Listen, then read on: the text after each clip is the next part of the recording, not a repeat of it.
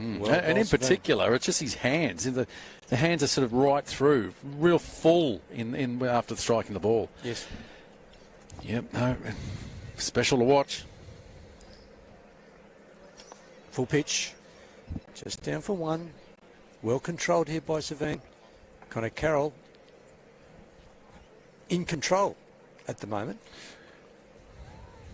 Well, this is it. They're more than happy this period of time, picking up the one on over. Occasional boundary. Mid on out there and just a single. I'll hand over now to Banger.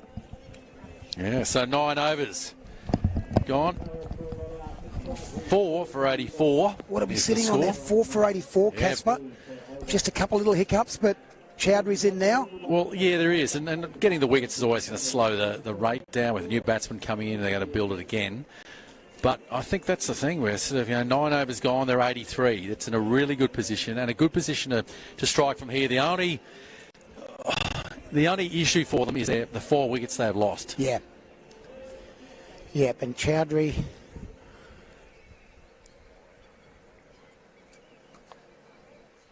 Lovely shot. Great shot. Lovely shot. This McNay again. And a great bit of fielding too. Right on the fence there to stop that boundary. Outstanding work. And what's been a really, really quick outfield. You're going to pass over to the great man Stuart Giles. Thanks, Casper. Thanks, Bangers. See you, Spoon. G'day, Stuart. How are you? Oh, mate, I'm real good. Chairman of the Mazda Brisbane Premier League, McNay. Connor Carroll just drops it. Takes one. The score moves to 4 for 87. Chowdhury, good start, 17 off 11. And Carroll's come in and trying to just knock him around a little bit after losing that wicket of Addy Gruel. Great to have you, mate, the chairman. It's been fantastic, hasn't it? You must be so happy. Oh yeah, like I think we've probably exceeded all of the expectations we had. Right back in November when Heels and I stood there and announced this what we're going to try and do to grow the cricket ecosystem up here in Brisbane, and you come back for 2. Yeah, it's just, and today, I mean, the first 3 weeks were magnificent after the slow start, obviously with COVID, and it was such a hiccup. But to get that underway, it was great. Every week's been great. But meet at Redlands today at the Peter Burge Oval, isn't it just beautiful? Yeah, it's super. I mean, I think this was the vision in the end. You could bring people together. We've got a full grandstand. Great cricket getting played. Oh, that's a top edge. Oh, and he's dropped it. It was just a leading edge, not a top edge. And it still nearly went for 6. Got 2 hands to it and be disappointed that he put it down. No catch is easy. He's hurt himself too. Yeah, I thought it was good in the marquee, but it's front row seats here, isn't it? You are right on it here. And that, unfortunately, Zach Beveridge, he's just hurt his shoulder as he dropped that catch, and very lucky there for Chowdhury. But it does show the power of Chowdhury. That was just a leading edge, nearly went for 6. And that's just a leg glance. Fine.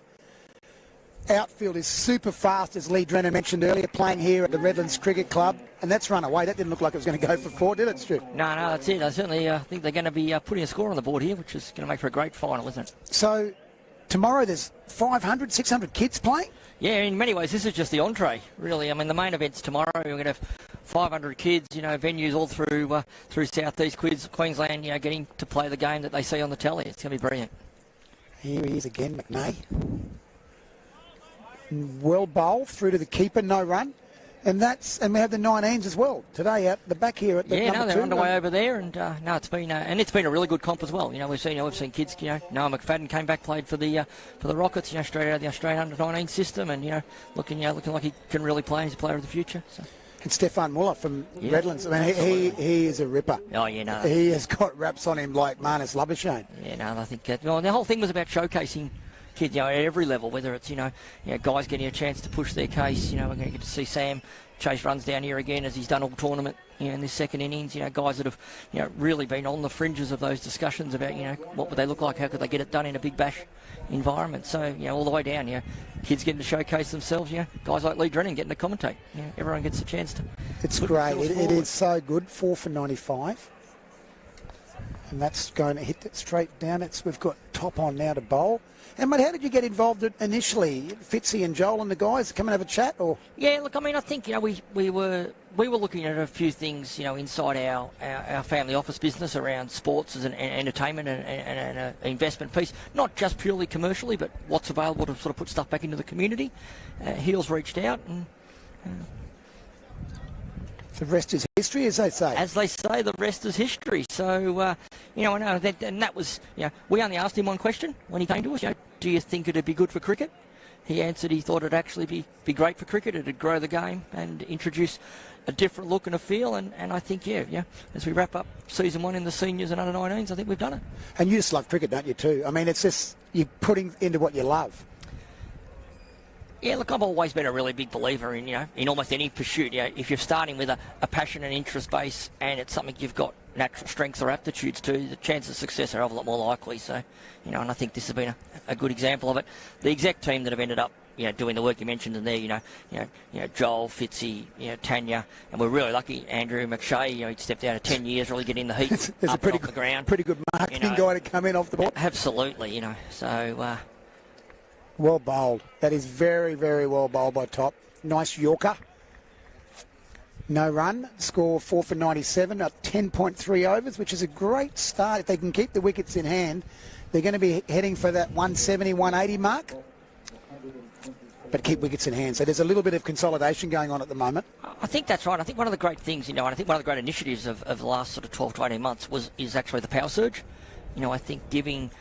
both teams a chance to change the sort of the course of the game in the second half of innings really means that this game now, if they can get away in the power surge, it's going to be a big score. Yeah. If they can pull them back and then they've still got that to use when they bat, then probably the Dingoes get themselves right back into the game. And it's picking that right time to go with that power surge. Sometimes they go when they think they're going well, and sometimes they can get themselves out when they were going along quite well anyhow. But at the moment, Top's done well in this over. That's a magnificent shot. Yeah. That is Chowdhury at his best. It's only 4, but it was nearly a flat 6. Yeah. Hits the ball well, then hasn't he been a revelation through the whole of the BPL? I think he's exactly the example of that guy that everyone starts the tournament saying who is, and by the end of it he's saying wow, what he is. Bowls well. Yeah. Hits the ball well. I love his attitude. I think it's great. And there's a late cut for 4. That's a beautiful shot. So he's got the finesse and he also has the power. But he's good. I was talking to Lee Drennan earlier about Chowdhury.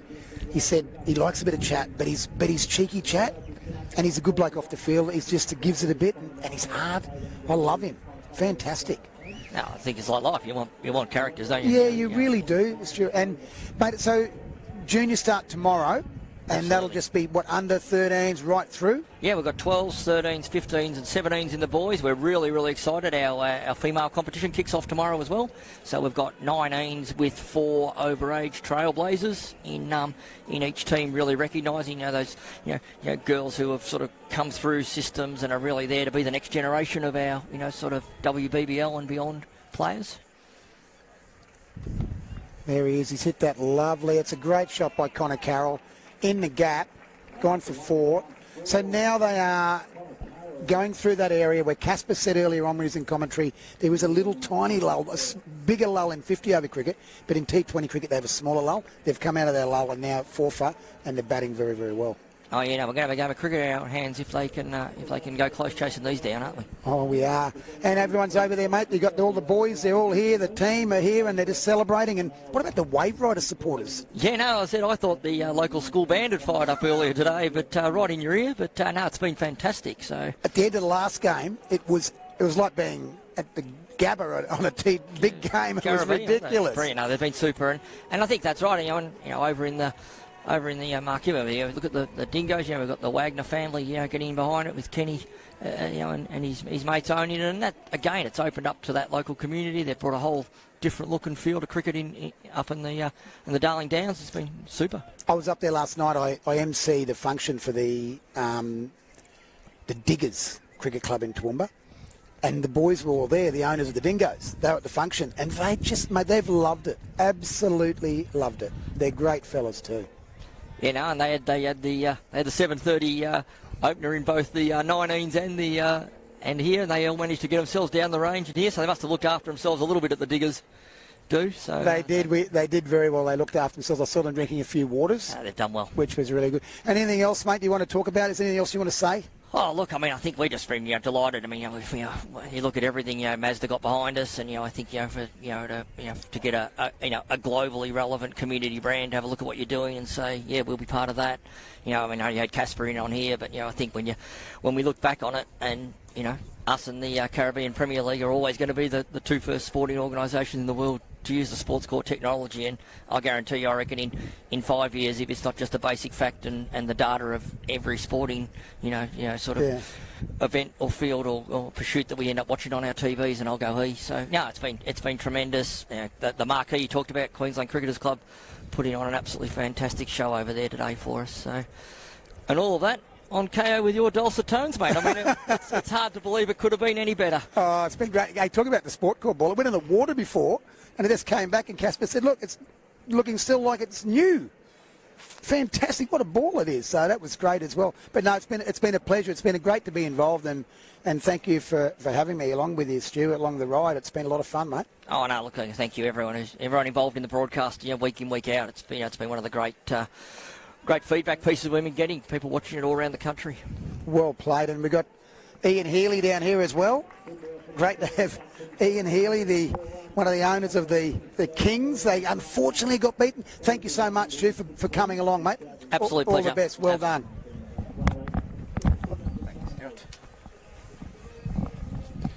Oh, good blow, Mr. Giles.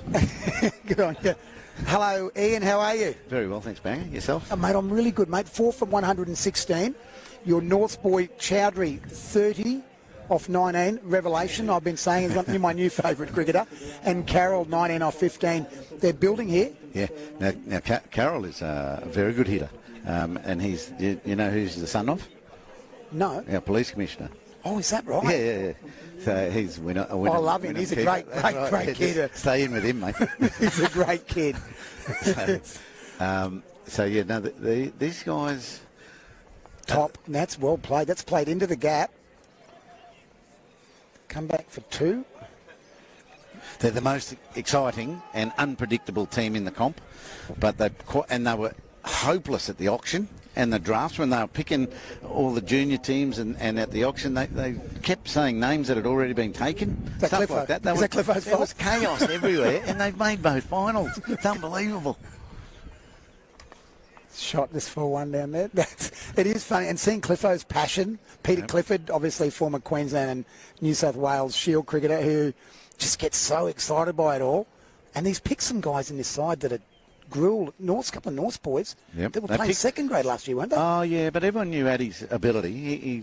He's played a few of these private type leagues and does very regularly what he did at the start of this innings. Oh, it's gone straight up in the air. There's a catch for the bowler. Oh, down. So lucky Carroll decided to run. He's just blown that. There's been a couple of catches go down here. So the Dingoes fielding has let them down a little bit. Which is unusual because they've fielded so well throughout the whole tournament. And they're a very dependable team. They've got quality batting right down to 7 that I know of. I'm not even sure what's 8, 9, 10, 11 look like. Jackson Smith's on very dependable. And this fielding's not good enough. There he goes again. Another. Will he come back? Not this time. And what worked for the Dingoes against the Kings this morning was bowling spin to both ends to start. So they tried it again today. Now, I don't think that was relevant to the left-handed Gruel. Left arm orthodox spin to Addy Gruel, who's so strong on his leg side, he disappeared. So their tactics were a little bit stereotyped. Didn't quite work this time. And again, they're bowling leg stump a little too often, both sides of the wicket.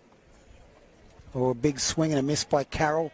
I mean, we're 4 for 121 now in the 13th. So what are you thinking here, Hills? They need to go a bit harder or just keep going along all right? Yeah. They've got the ability. Well, Chowdhury can go anywhere, So if they get, they'll be in their heads these days. They're thinking of 10 plus and over, which is 190. And if they stay in, they might be able to get it even further than that. It's interesting. They've chased every time they've won the toss. The Waveriders of chase. That's what they wanted. Obviously, they lost the toss, and they're batting first. But it's a final, and it might have been a good toss to lose. Yeah, and bat well, right? So you still have to bat well. So what they have to do, if they post a score of 190, 200, they still have to bowl well because of the Dingoes batting, which can fire up. It's been very composed and been able to play in a great controlled manner. They've got another gear yet too. So they just have, no matter what score you post or what side of the toss you're on, you've got to do things well. And I think, and this is why this competition, what I've loved about it, Heels, is Sam Triloff, who has played first-class cricket, but the strength of Queensland cricket, he's not in there at the moment. But this could catapult him back again because his form is so good at the moment. Yeah, it doesn't have to be for Queensland cricket either. Who's to say you won't get scouted for the Melbourne Stars? You know, that type of influence around the country. You know, there should be some eyeballs on this coverage because there's been some stunning batting. You know, and sure, I bet after the first year they'll say, oh yeah, the bowling wasn't that great. Right? They'll underrate what bowlers are delivering. But what the good batsmen are doing here is quite stunning. Oh, that's a great shot too. And who have we got here now? This is Naniakara. So he's really got to get everything. The spinner's got 4 things to vary up: spin, angle, speed, and line. Right. So he's got to combine perfectly against Chowdhury. I think I'd be having Chowdhury hit square of the wicket on the offside. He's got to be sort of wide, maybe wide and slow, but then he can pick it up over the legs as well. Yeah, well bowled. And well played by Chowdhury. Yeah. There's a couple of times, Heels, in a couple of the games recently where he's got his 40 or 50, but he hasn't got him home, and he's been disappointed. Yep. I think he's here for the long haul today. Yeah, well, this unpredictability of the Waveriders, you know, they chased 185 last week and with a bonus point, got a bonus point doing it, did it in 16 overs, then they couldn't chase 130. Oh, it's a good effort. Called a wide. Good effort, because the batter was coming at him, and he just bailed out of the shot and went back into his crease, because the stumping down the leg side off a wide would be a nasty way to get out. Not what you want. Nanikara, Savine Nanikara. And there's been some great keeping through this whole tournament. I mean, Schubert from Caboolture, the run out he performed earlier on today, I was commentating with Lee Drennan, and he might have a chat to you later on about it, but it was a throw in. I don't know if you saw it. You might have been over the 19s. And he took it on the full low. It was an incredible piece of keeping. Oh, he's waited long enough for that, and he's got it. That's a 6. That's a great shot by Chowdhury. And, you know, I don't reckon that was a bad ball. But I reckon it must have got on the stumps or... Yeah, he's taken off stump. Yeah, he got two on the stumps is bad because he'll swing across that. The pace of it was great. Now, if that had been just outside off more and he tried that shot, he's a chance of hitting it straight up. So the ball was pretty good, and that is a great shot. It's a great shot. Oh, he gets away with that one. Little outside edge. Well bowled by Savine. And he just checked himself there. You can see Chowdhury going, come on, mate. Keep your head down. If it's there to hit, I'll hit it. Score 4 for 132. Off nearly in the 13th. I'm going to make way for Fergal Sharkey in a minute. The great Grant O'Hara's done a fantastic job. But it's been a great time. The whole thing's been great, hasn't it? You're loving it, aren't you? Yeah, it's been well received by everyone, from players, parents of the 19s mainly. We don't see too many parents of the Opens. Umpires, scorers and commentators, mate. It's been good. All the cricket authorities very happy so far. Really good. I'm going to pass over to Grant. Heels, great to have a chat to you, mate. All right, mate. I'll do another couple of overs and hand over to Lee as well.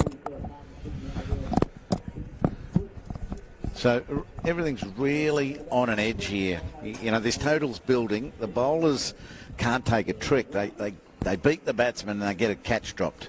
Then they sort of beat the batsman in flight and it gets hit for 6. It's a relentless attack that the Waveriders are posting here. And Connor Carroll had a life there. One of the boys was saying maybe, cover could have come in and maybe, looked to take that catch, and he's on his way again now.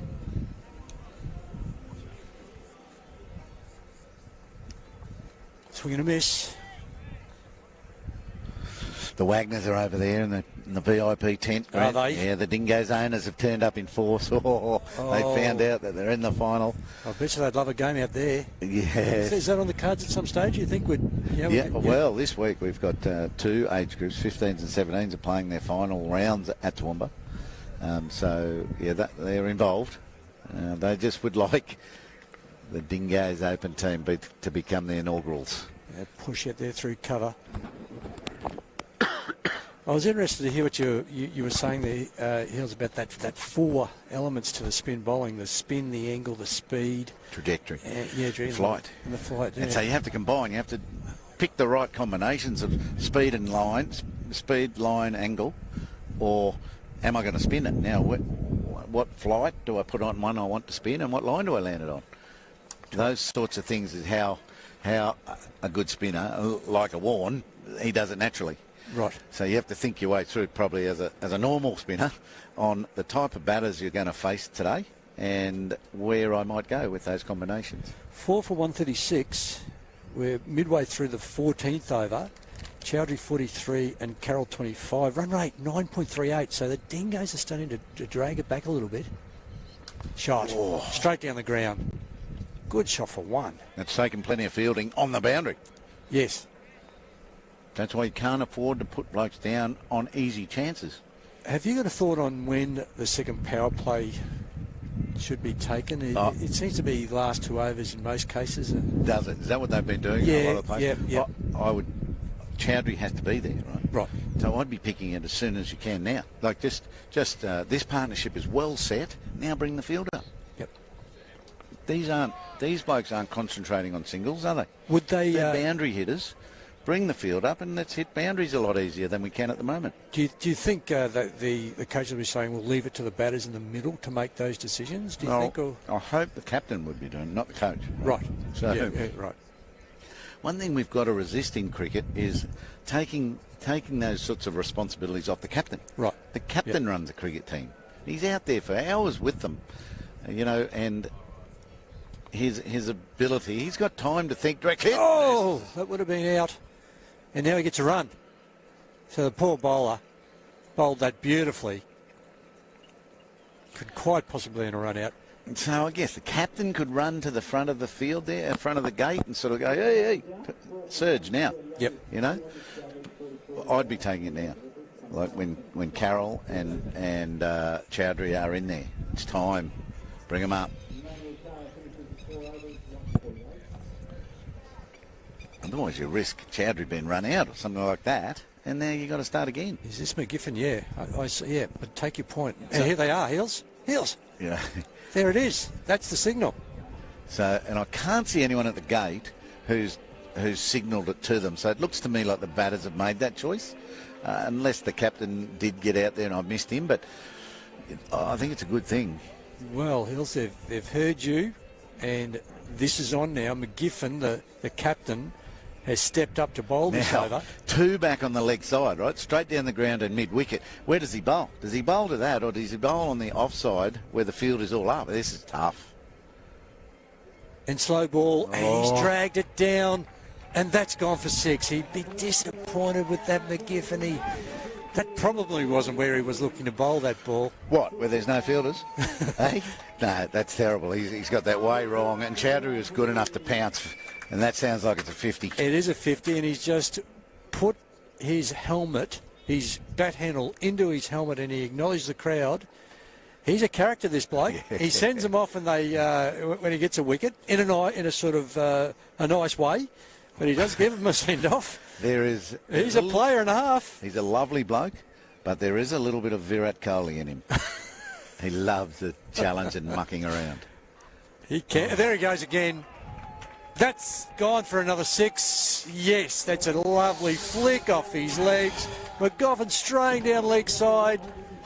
He's got to be full and middle and leg, I reckon. Maybe middle and off, and that will get dragged to the offside, but straight down the ground. He's got to get hit down the ground. Yeah, right over. Yep, definitely. 4 for 150. Back-to-back 6s for Chowdhury. He's in immaculate form. 36 off the overground. Have we done it in the BPL yet? No, we haven't. No, come on. This could be it. This could be it. You gone again. Oh, that's this big. is yours, Heels. No, it's way past me. This is yours. No, it's gone. Bounced onto the netball court again. 3 sixes in a row. Ian Healy has called 6 sixes in this over, potentially. Nothing surer than Chowdhury will be eyeing it off.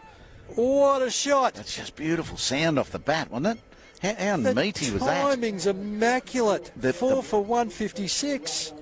The bowling horrible, right? The bowling. McGiffin's a good bowler, but he's got it so wrong. Those 3 balls too short. They're short of a length, and Chowdhury's fast hands and leg side dominance is not where you want to be bowling to. I know you do know cricket, Heels, and you've called this power play, and it's exactly what you said. They call it now. Get them in, take the risk, and that's exactly what they've done. When you've got a partnership going, that's when you take it. It could be the 12th over. You know, if you've got Chris Lynn and a going Marnus in there, or a hitter like Jimmy Pearson, that's when you take it. Don't wait you're going to lose a wicket at some stage, you know. Get it while they're in. But the Dingoes needed to get Carroll on strike. The first ball needed to be a single, not a 6. So the first ball, attention to detail, needed to be spot on, so that you're then up against the left-handed Carroll, who's not going to hit you like Chowdhury is. So literally bring the other player out, down the other end. You've got to get Chowdhury away from the strike. He's the devastating player, the most devastating. Can they do it now? Gone again. Oh! He's gone again. The young fella's under it. That's gone for 6 again. That's another 6 over square leg. Ian Healy's called for 6 sixes in the over. We've had 4 off the first 4 balls. Wonderful batting. What is going on here? The Waveriders have gone berserk. The Waveriders have gone absolutely. So McGiffin has corrected his length, but he's still probably on the pads by the look of that shot. Or did he walk across and really hit it off the stump? It was just outside off stump, and he dragged it. He's dragged it. He's made that look so easy from outside off stump. Righto, here's number 5. Here's 5. Oh, the bowler's running in with a brick in his hand. Oh, swing and a miss. And he's out. There's a wicket. A big wicket there for the Dingoes. Nicky Chowdhury, 4 fours of the first 4 balls. Then a wicket off the 5th. McGiffin, that was outside off stump. Correction, 4 sixes.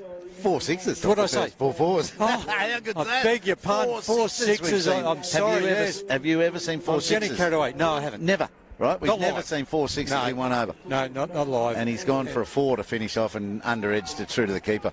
That's unbelievable, that knock. 68 off 32. And what we didn't... McGiffin went around the wicket. It's a little bit hard to tell from our angle. Speared it well outside off stump. He said, "No, you are not taking me off onto that leg side again." And snicked it out. This is what we see. He's learnt so much bowling in this scenario.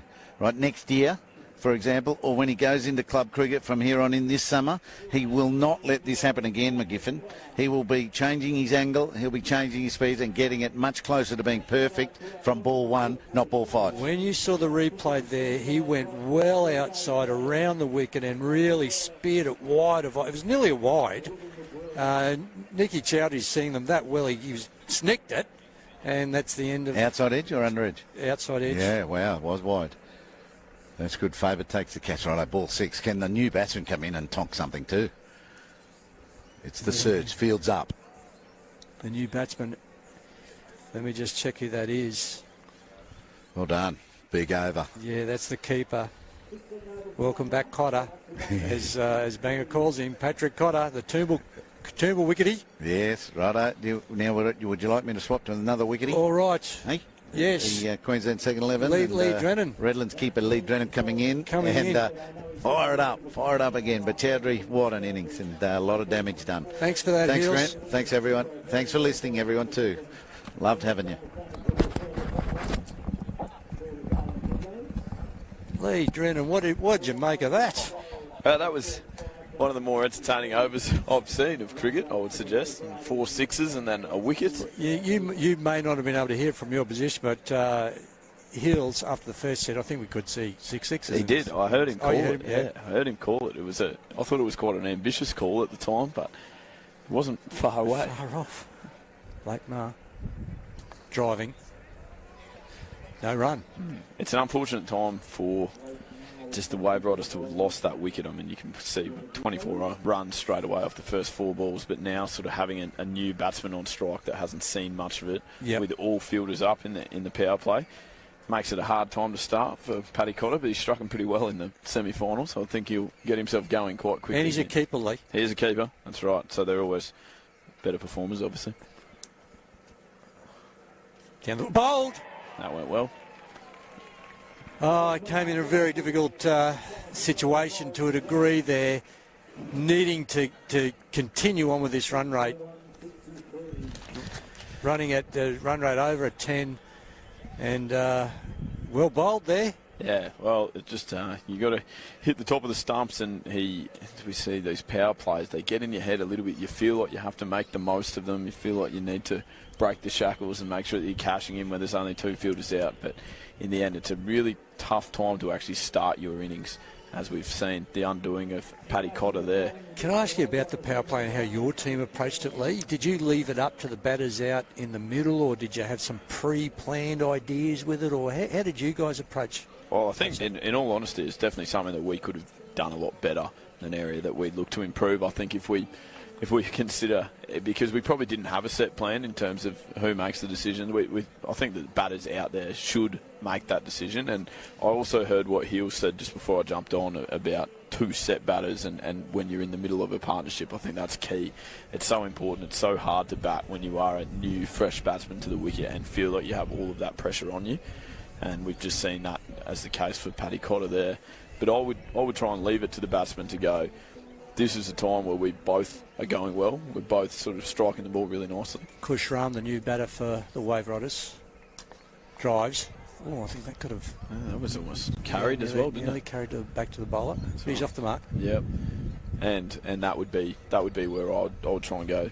Batters, you make the decision, but this is what we want to try and do. And like you want to say things like, which end are we going to take it from? Which end would we like to hit from first, and those sort of things. But at the end of the day, you have to let the umpires know before the bowler's been chosen anyway. And most teams will actually have designated power play bowlers. Sure. Wide, and that's called wide. Outside off stump. Connor Carroll, 26 off 24, 6 for 164, hovering around that 10. Oh, that was wide. That's almost missed the cut stuff, though. Yeah, that one. 147, 1,470 revs on that ball.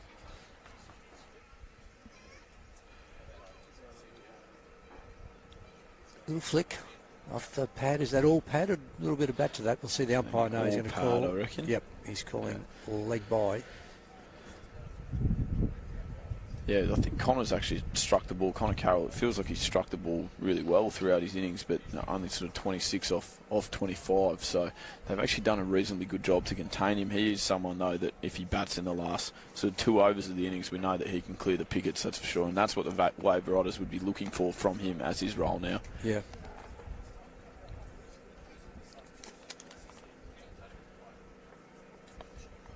Driving. Well, this is a chance, I think. Chance.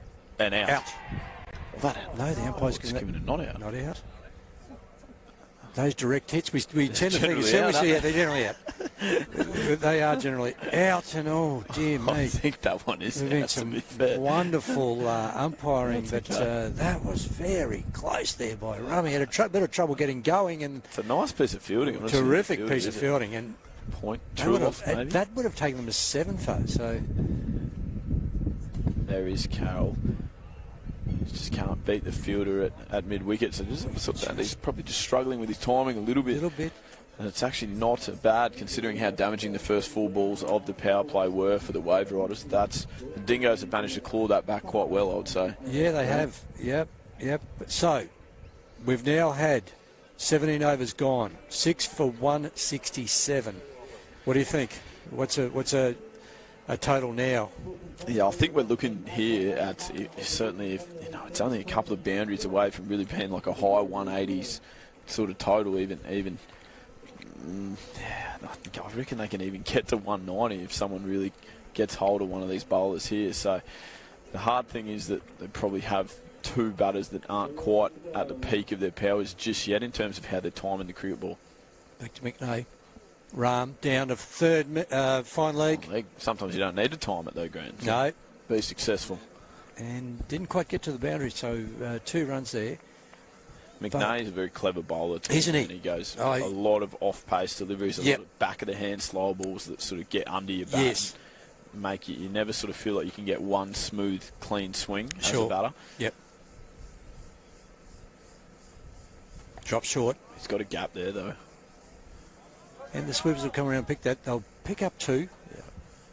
No, I know what you're saying by McNay there. It's even from our angle here, you can see how he rolls his fingers over the ball. And you want pace. You want to be able to get into a rhythm as a batter. And when you can't do that, it's advantage bowler. Well, exactly right. Oh, backhand. That's it. And I feel like to try and explain that a little bit further too, his back-of-the-hand slow balls, because there's so much fizz on the ball, when he does it, it actually gets to you. It's a slow ball, but it gets to you quicker than you think it's going to. Okay. So it doesn't stick in the wicket. It almost like hurries you up because he has gone out the back of the hand and almost put topspin on it. Shot. Down for... Could be 2 Look for here. 2. Good push. No. Connor just happy with the 1. As you can see, he even holds the ball. Some of the balls he holds are right at the end of his fingertips, which must help that fizz, does it? Is that what happens? Absolutely. I would suggest so. And it's such a difficult ball to control, but he doesn't miss very often. We haven't seen many wides from him. Again, that gone down there? Through fine leg too. He's been very unfortunate. Inside edge. Very unfortunate for the bowler this set. There's 2 inside edges to fine leg that have cost them 6 runs. Last ball of the over. So we've got 2 to go after this. And they've already called their power surge. That's right, they've had that. They've had that, so... Carroll's just really flicked gears here. He's trying to take on most balls at the back end of this innings. And again, he hasn't timed the swing, pull. hasn't timed the top edge over that gully. 4 more runs, and I'm going to hand over to Banger to finish off the innings. I'm looking at 190 for me. 190. I'm going to go 195. I think they're getting to. Thank you, Grant O'Hara. Magnificent, mate. What about that, getting those interviews with Stu Giles and Ian Healy, greatest keeper of all time? Yeah, that was tough to follow, actually. You could go from the star-studded lineup to... Nah, you got him covered, mate. Yeah. You're going good, Lee. Thank you. Mate, are you enjoying it? It's a bit of fun, isn't it? How good are these guys going, though? Yeah, it's fantastic. And they're great games of cricket, that's the thing. It's not hard to commentate when there's plenty of action in front of you. You're simply describing what you can see. So 6 for 180. And that innings of Chowdhury's was just something special to watch. Yeah, it was a complete game changer, really. I sort of thought that Dingoes, obviously, Addy Gruel batted really well at the top, but I think Dingoes had got himself right back into the driving seat there, knowing that they have a very good batting lineup themselves, particularly their top 4. And he's just headed down for mid. Carroll's done a good little job too, and he's 34 off less than run a ball. I don't think that Carroll would walk away from this innings thinking that it's the greatest he's ever struck the cricket ball, but to get himself to 34 off 28 just simply through basically having good bat speed and good intent, and he's been rewarded for that with a couple of sort of nicks past the keeper and over the top of third man. It's hit him on the foot, leg by. It's a bit like when you drive sometimes and you just don't remember where you've been. You don't remember driving there. He'd be a bit like that. He hasn't, nothing special. But he's done the job, hasn't he? That's right, and they needed a partnership at this point. Like, you'd look at it and go 6 wickets down, and Dingoes would probably be pretty happy with that wickets column. But there's a lot of runs there that they're going to have to try and run down in the afternoon here at Redlands. Blake Marr. And he has got that one. Oh, that's a beautiful shot. That's over the trees. That's large. That's a big hit. That's a great shot. That's generally what will happen is that we lose balls all the time in like a creek down there behind the side where that's gone. But I reckon that's cleared the creek. So that ball might actually be retrievable. Be found. So does that creek we can see over the back here, Lee, does that run right around there, does it? That's a little... Yeah, it ducks it all the way around, basically like a moat around the oval. Oh, wow, that's it. That is big. And you've seen some big ones here playing a lot of cricket here, obviously, at Redlands. Yeah, and playing with sort of guys like James Bazley and Simon Lenko. They're pretty fond of hitting quite big sixes, but that one was flat. That was what was so impressive about that. That had minimal hang time. That was a great shot. And what about a couple earlier on today? There was one that nearly cleared the clubhouse. It just hit about that far from the top of the roof. That was pretty big. That's right, exactly. And I think I made the comment at the time. We actually quite often see sixes hit towards that creek, towards the school at this end. This is always a really high run-scoring end. Rarely do you see massive sixes get hit the other way. Well, certainly not as commonly. So they were pretty impressive strikes too. Connor Carroll came 100 on debut last year in club cricket. That's right. He just needed that to get himself going here. Oh, lovely drive. Timed that one nice too. Good call. It's been great down here today, Lee, hasn't it? It's just the atmosphere is fantastic, what's been going on. And to have a look around, you get the Cricketers Club guys over here and the Redlands canteen. There's a lot going on in there. It's great for the club. There's a bit of money coming through. Then you've got the grandstand, which is nearly full. Yeah, and numbers are built throughout the day too. I think, obviously, with a couple of teams being knocked out of the competition now. It's out. Wild. Could change of pace. Blake Maher. And Blake Maher, very good batsman, but is his bowling come on in the last few years? Has he had to, or he's always done a bit of bowling? He's always bowled, definitely, but he's probably more been renowned for his impressive, powerful batting. A couple of first-grade hundreds, and particularly in white ball fixtures, you always think of him as a real key wicket whenever you're playing against the Sunshine Coast. His bowling's always been, he's taken the new ball at many times. He's always bowled 10 overs in a game of a one-day cricket, so it's not like he's sort of a part-timer or anything like that, but probably I think he'll play a massive role if the Dingoes are to get up with the bat later on this afternoon. Actually saying that Sam Truloff, McGiffin, I mean, it's going to be, they're going to have to bat well, aren't they? I think they recruited really well. They're top five. I think I made the comment. The Waveriders here, they've been very impressive with their batting innings. But I think in terms of recruitment, the Dingoes did a fantastic job. Their top five, Arian Jane, Brandon Faber. Then we've got Sam Truloff, Steve McGiffin and Blake Maher. That's a formidable top five. All scored multiple hundreds in first-grade cricket throughout all formats. And it'll be, I mean, they're going to be chasing over 200. What did Grant say? He said 190. They're already there. So. 190 already. So that's and that's another wicket. It is. Plenty of stumps getting hit here. There is. I saw that run out earlier on. It might have been the umpire just didn't get in the position in time. It was very. They're hard to give out. They are hard to give out. And you know what was interesting? There wasn't too many. There was no big arguments. No arguments from the Dingoes. No.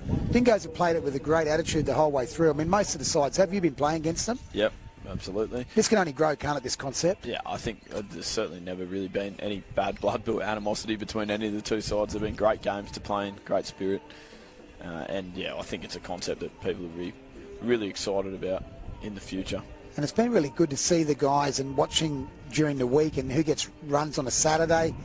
I've got to know more about a lot of these club cricketers. You know, normally I'll follow the Redlands guys, but to get such an insight to them, you know, watching them go, oh, he got 100 for West yesterday, or he got some runs for Toombul or some wickets. Yeah, it makes you follow probably cricket in general in Brisbane much closer, I think, by having something exciting like this. And particularly having 2020 cricket at this time of year, that's something that we've never had before either.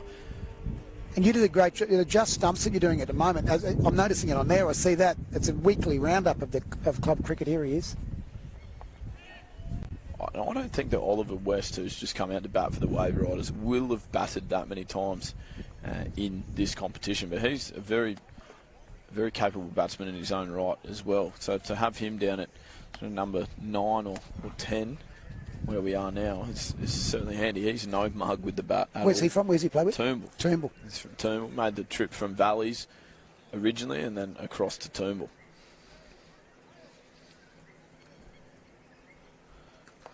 That's a long boundary there. Out. Straight down his throat, a deep mid off. Yeah, you knew that straight away when he hit it. But he has to go. Well, this is amazing because this is a big total, 191. They are a chance of not batting out their full 20 overs here. They've lost 9 wickets now.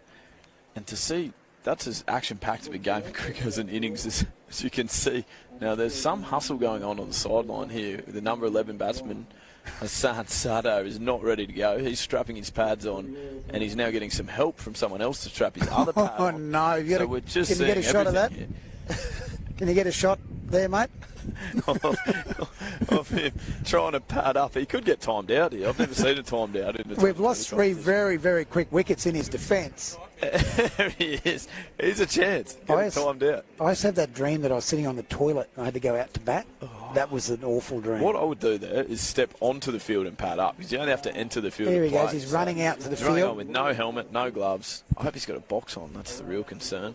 Yeah, he's and he's actually. And what you were just saying before, Lee, 191. They were looking at 210, 215.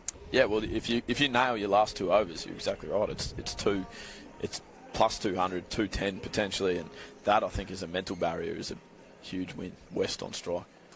And O'Hara's going to be pretty close, Grant O'Hara, that not Nostradamus. No, he knows the game. He knows the Yeah, game. well done, Nostradamus. That's for sure. I There you said go. this about Oliver West, but Hassan is not a bad batter either. Oh, really? No, he's batted at number 8 in many grade teams before too, so Really? once he gets padded up, that'll be the real concern. Well, the way he put his pads on there, I wouldn't have thought he's batted ever before. No, well, you wouldn't think so. Obviously, he doesn't know that if you're batting at 11 and 9 wickets for, you do still have to bat. It's important. Here we go. He's got himself sorted. He might have done the one pad. You know the old one pad. You go. Yeah, right. Anyhow, here he is. Well, he's ramped it. Oh, you picked it in one. You've called that before he did it. That's a great call from Lee Drennan. That is amazing. Did you know? He didn't need to. Oh, I've seen him ramp balls first ball before. With varying degrees of success, it must be said. That was sort of the perfect ball that he was looking for. So where does he bat normally? 8. He's an 8. He's batting at number 11, yeah. Batting 11. He was at Redlands, wasn't he, the leggy? He was, yeah, exactly. And I remember one day he asked me, I was captaining Redlands, and he walked out to bat and said, "Do you mind if I bat with freedom?" Freedom hit with before he'd faced the ball, and I was like, "Yep, sounds good." And he ramped first ball. Oh, wow, and you said Freedom doesn't even play here. He's gone deeper in his crease now and carved it. It's not quite as well. He's a good lad too. I like him as well. They're a good bunch of lads. They have a lot of fun. That'll be the end. And that's it. 198, or is it 199? Sorry. So it'll be an Might even jump 200 to win. 200 to win. They've got to be happy with that, Lee. I would think that you're incredibly happy with that in a grand final. The added pressure, any wicket that they take now will really add certainly some perceived pressure to this run chase. So 200, you're very happy with posting that. So on this deck at this time of day, 3 o'clock, is it better than it was this morning? It's going to be a great batting wicket to Savo, or is it ever? It's as good as place as you get to bat ever here in the afternoon. And that goes across 2-day cricket, 1-day cricket, whatever it is. It's always somewhere we try and chase runs. Having said that, 200 is a lot of runs to chase in a 2020. But if they're to lose the game, it certainly won't be because of the wicket deteriorating or anything like that. It'll be one of the great places to bat. I think most batsmen for the Dingoes will come out and find their timing really quickly. And obviously, as we've seen, many value for all of your good shots. We know that the ball's going to go for 4 once it beats the infield. So you're captain of the Dingoes, and you're sitting in the dressing room now having a chat to your team. How do you go about chasing 200? What do you say? I think the start's really important. It's not always crucial. We know that in the semi-final, the Waveriders didn't get off to the greatest start. It took a pretty special couple of innings to get them home. I think the Dingoes will be looking to nail their start, and it'll be quite interesting to see how they go in that key matchup versus Jackson Mills, who we know has bowled so well for the Waveriders throughout the entire competition. But those first 4 overs, they're going to be really big moments in the game. Addy Gruel nailed it for the Waveriders. They need someone of their top 3 to do the same for the Dingoes. Just running through the scorecard, Nikhil Chowdhury, what a knock that was. 68 off 33. Addy Gruel, 47 off 24. Connor Carroll, 42 off 32. Great little cameo from Ram at the end. It's 8 off 9, but just got him around. McGiffin, 4 overs, 4 for 51. Got the wickets. Bowled well. He had that 1 over, unfortunately, where Chowdhury went stupid. Well, if you take that over out of it, he was an incredible bowling performance. 4 wickets in a 2020 game. That's very good going. That is really good bowling. Blake Maher bowled well, 2 for 27 off 4. Michael Topp, 2 for 30. And he went at 7.50 off his 4 overs. They're chasing 200. We're down here at Peter Burge Oval. Lee Drennan. And we'll have a little break, a short break, but it's going to be a great afternoon. Get onto live and get KO live. Brisbane Premier League, Mazda Brisbane Premier League. And if you're around Birkdale or Wellington Point, pop down, say hello. It's going to be a great afternoon. Thank you, Banger. Thanks, mate.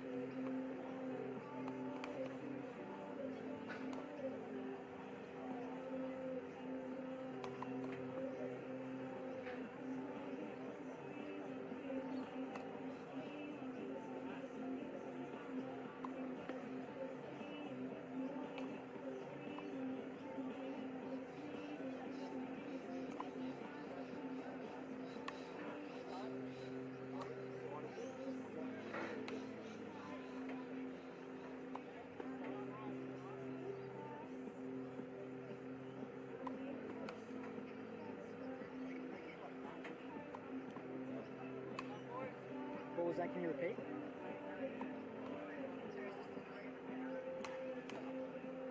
All good.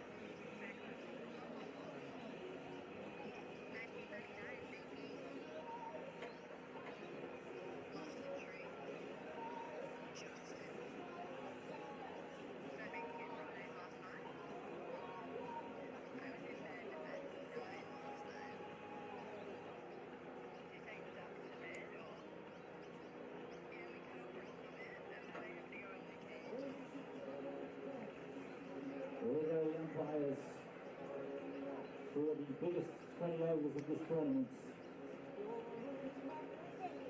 The Darling Dingoes chasing 200 to win.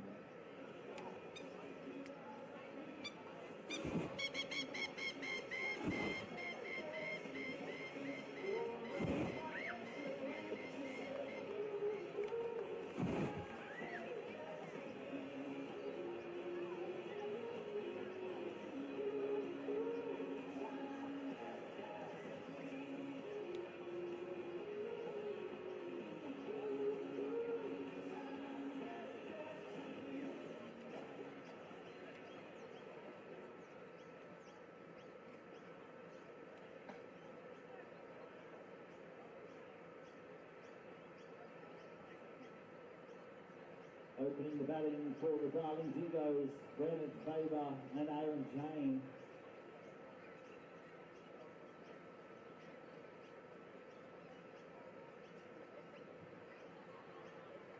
Opening bowling for the Gold Coast Waveriders from the clubhouse end will be number 11, Jackson Smith, and he'll be bowling to Aaron Jane.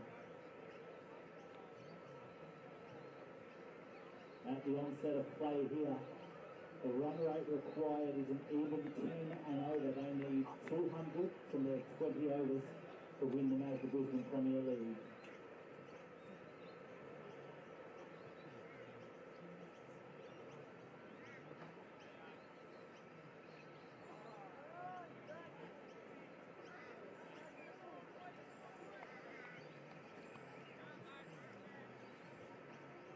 Grand final, and we've got a great chase for you coming up right now. The Darling Dingoes chasing 199, 200 to win. First ball of their innings. And we've got Jackson Smith taking up the bowling, and they take a run. Misfield at mid-off. Not the start they wanted. Jackson Smith's been a revelation through this whole tournament from the Gold Coast. Grant, he's bowled very, very well.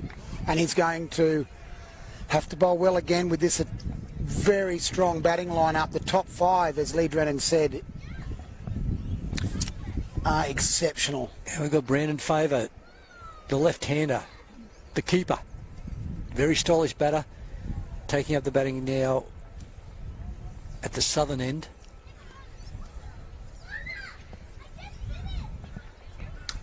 Nice start. Well, we saw a batting masterclass, didn't we, from Nick Chowdhury. It was incredible. I mean, it was just as you were calling when you were commentating with Ian Healy a bit earlier on there, Grant, but 4 sixes in the first 4 balls of the over. And they were big too. Steve McGiffin was bowling so beautifully, then all of a sudden the first 4 balls of his 4th over went for 6. And then he got a wicket. Yeah, he got a wicket. In the air. That's a big hit. That's a very big six. That's gone into the trees, well over square leg. Beautifully struck there, Banger. Halfway up the trees, that is a big 6. Grant, just some news. I spoke to a couple of the Darling Dingoes officials, a couple of the owners. They thought if they could keep him under 200, they were a real good chance. They backed themselves, and they reckon that they may have got away with about 10 or 15. They did fight back pretty well. That's a good start, and that's what they're going to need, 10 and over. Well, they've always dug deep, the Dingoes. They've chiseled their way out of some difficult situations before this, and they've got a couple of really great players. This bloke, tremendous. What an eye. First ball gone, clip over 6. And he's got a bit of, as the umpire runs off to get another ball, that ball's disappeared. I think it might have been landed in the bay. Well, there's a condition in this competition that if it looks like a ball could take longer than 5 minutes to find, in the spirit of needing a quick game, a speedy game, the umpire goes off and gets another one of these smart balls with the chip in them, and Casper's probably over there handing it over to him now. Yeah, that ball will have a chip on its shoulder after that big 6. Not wrong. I tell you. That's gone against the breeze. We've got to slide easterly, but isn't it a beautiful afternoon? What a tremendous... There's the VIP tent. We have a grandstand full of people here, where it's just been a wonderful grand final, and this is going to be a really good run chase. Ground is in immaculate condition here at Peter Burge Oval. Looking a treat. Outside off stump, swing and miss. Still bowling with those wheels. He's still bowling with those wheels. Yeah. This breeze should support his away swing, particularly to the left-hander.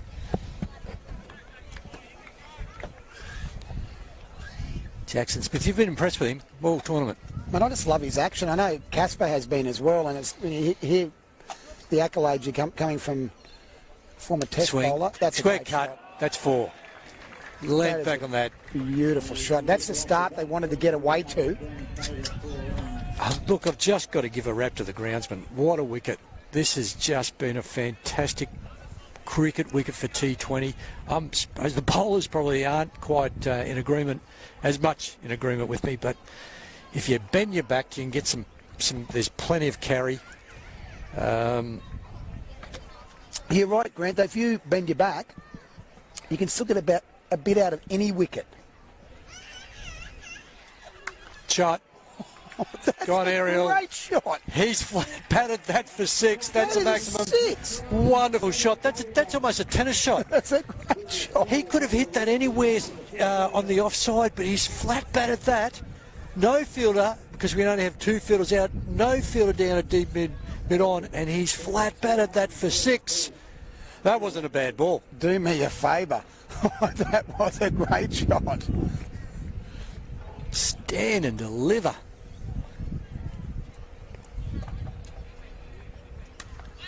And through the gully fieldsman, down through deep gully there for 4. Faber, timing, immaculate. That is. What about that over, Grant? Well, that's exactly the over. We talk about getting momentum in games, whether that be getting quick wickets or getting on the front foot for runs. And what a terrific start there by Faber. So the Darling Dingoes, they won the toss and they sent the Waveriders in. 199 for the Waveriders. So, you know, it's amazing. The Dingoes haven't batted first in any game in the tournament so far. So clearly they're a side that likes to chase. None for 18. All of a sudden, the run rate has dropped. None for Faber, 20 off 5. Thanks very much. Nice start. Arian Jane now to take up the strike, the left-hander. Kushram. Outside off stump, wide. Kushram's bowled well throughout the whole tournament.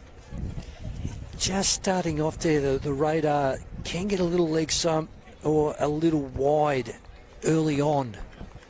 He'll be looking just to get back on that off stump. No width. Batted well too. He's come in late in the innings a couple of times, but he's been a good foil for Smith. It's wide again, but full pitch, so he gets away with that. Some of his supporters are calling out to wish him well. That could have been, if he left it go, it could have been corner wide, very close. But it was pitched up, and the mood of the batters at the moment, get that bat on the ball.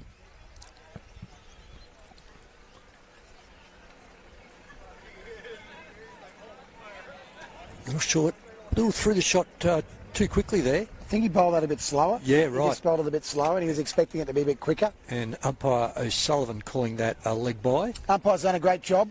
Terrific job. They always do. It's a tough job being an umpire at times. That brings our man Faber down on strike. He's the wicketkeeper for the Dingoes. I've been impressed with his keeping too. He's been very clean, very tidy. A key bar that opens the batting. You never thought about going into umpiring, Grant? No, I didn't. I did a little bit for my club side over in England. I was that bad. I thought, I can't do it. Can't do it to the players. Shot. Didn't quite get that, but he's got enough of it to just squeeze it out here to deep mid wicket. So our 2 outfielders, given that we're still in the power play, deep mid wicket, and they've got a deep third man. Now that's one of the first times we've seen that. Yeah, it's an interesting one. Yeah. Maybe I would have him a little bit further around for the slash over point, but they've been around.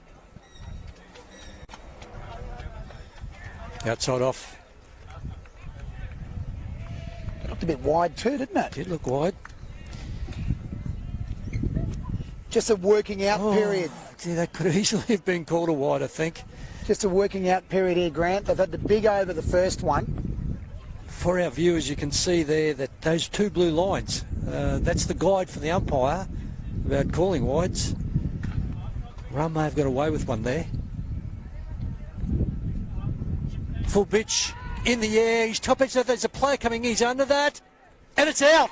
Yeah, very good catch at the end. Ran around nice and easy, really. But no, as we said earlier, Michael Kastovich said to me, there's no such thing as an easy catch. Aaron Jane just got a little toe on that, toe of his bat under that, and it skied in the air. Short front leg came around and takes a comfortable catch. And out to the wicket walks the man of the moment. I think the guy that has the whole Dingoes team on his shoulders. Sam Truloff is at a magnificent Mazda Brisbane Premier League 01 season. Batted superbly throughout, Grant, hasn't he? Yeah, he has. Jackson Smith took that catch, and what James was trying to do there, he walked straight across, well outside his off stump. And Grant? then, yeah, it was almost like he got into position to do that full pitch toe catch out. First wicket. There's a bit of sun coming through here now. It's a beautiful afternoon. 1 for 25. Look at that Faber. 21 off 6. Ram 1 for 2 now. Good start. Yeah. And that's after that first over going for 18. That had to be. He had to come in and do what he's done.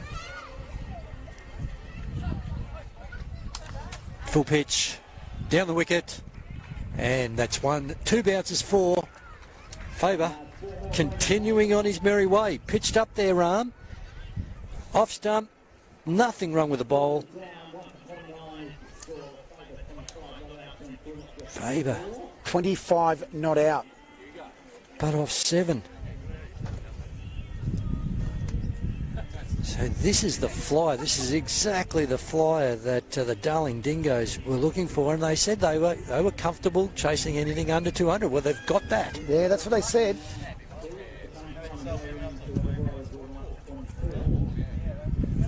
It's still a final, and anything can happen. This is the guy here, though, mate. Sam Truloff. Batted superbly. I was talking to Ian Healy early on about him. He said he's been so impressed.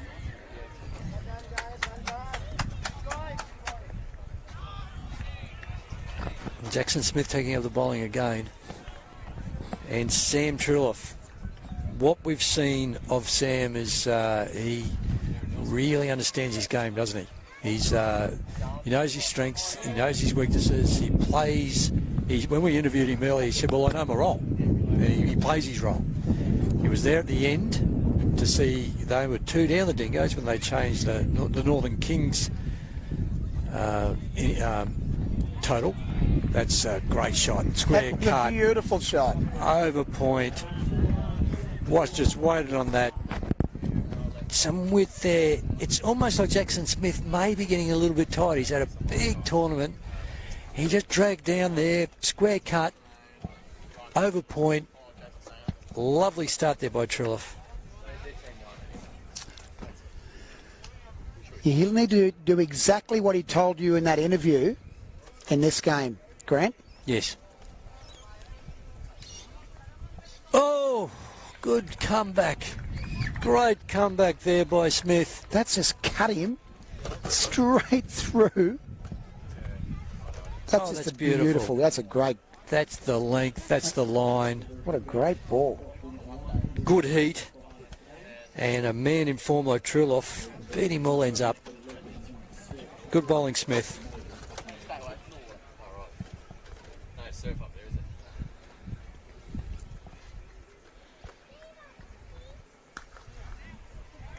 Well fielded. Yeah, great fielding. Good wicket cover. Let's see if they can build pressure. So it's the role of the fielding side to start creating dots, building pressure. They've got runs on the board.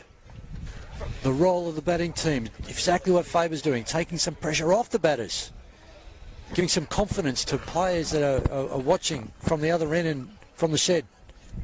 In the air. Oh, that is another great over the top. shot. That's just a great shot. Couple of bounces and into the boundary. He waits so long, doesn't he? He just waits for it. And he sort of just up and under. That was like an uppercut. It was. He's got so much time though, Trill. That's what I like. He just seems to, good players, as you know, have more time than players that aren't as good as them. And he's in just such good nick. He's in such good form.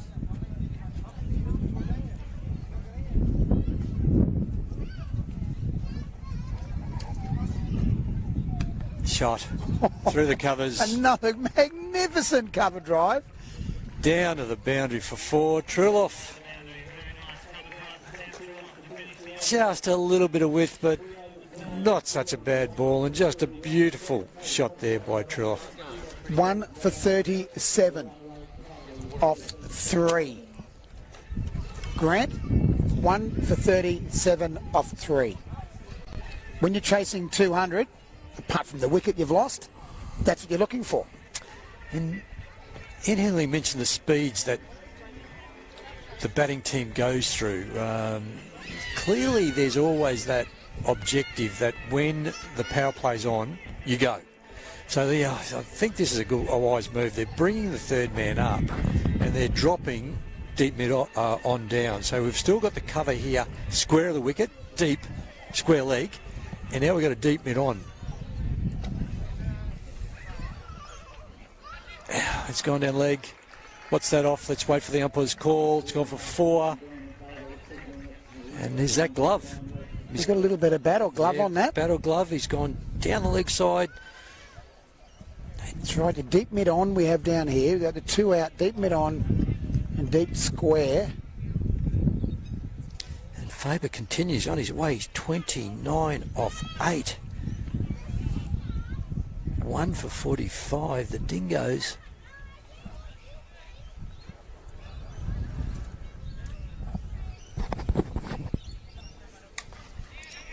Good shot, straight down the ground.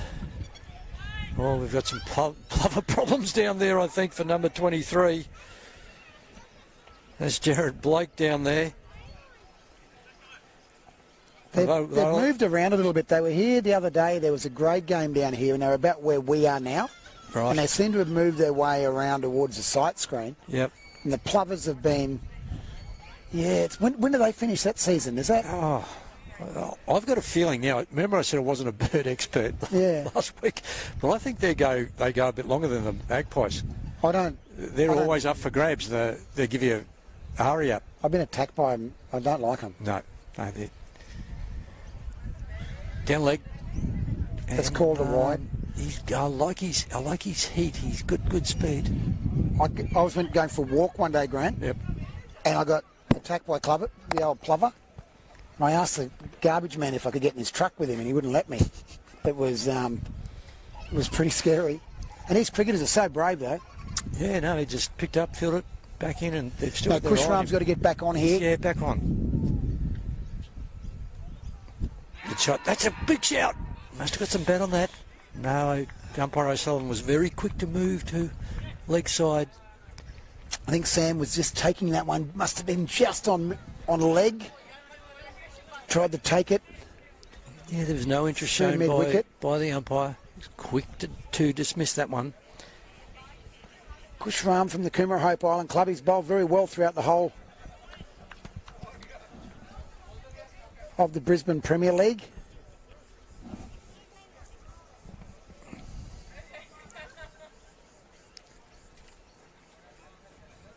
Shot. Oh, that was well hit. Square cut. That's one of my favourite shots, that I just love it. He just hit a shot like that. He got none. He got no run. That was as good a shot as you'll ever see. Nicky Chowdhury is seeing them like footballs. He was quick to pick that up shy to the non-striker's end. Good cricket. Very good cricket. I can just see Sam Trilloff. He's just thinking here, I'm feeling all right. It's 200, I know. But if I keep batting the way I've been batting... Full pitch. Down the ground. No run. 2 dots. Good finish by Rahm. 1 for 47. Oh, I've called it early. We're still on ball to go. But Rahm, 1 for 12 so far. This is the last ball of the power play. What does Trilloff do? Does he look to go over the top? I don't think he would. I think he's got too much experience for that. But if it's there, he'll go. shot. Or just plays a straight drive down and hits it along the ground for 4. Oh, that's a beautiful cricket shot. What a shot that was. Wonderful shot there by Truloff. Straight down the ground. He's taken it from just outside off stump, driven it down the onside of the wicket as straight as you can get without hitting the stumps. Beautiful shot there. And let's see what's happened in that first 4-over power play. 1 for 51, the Dingoes. 1 for 51.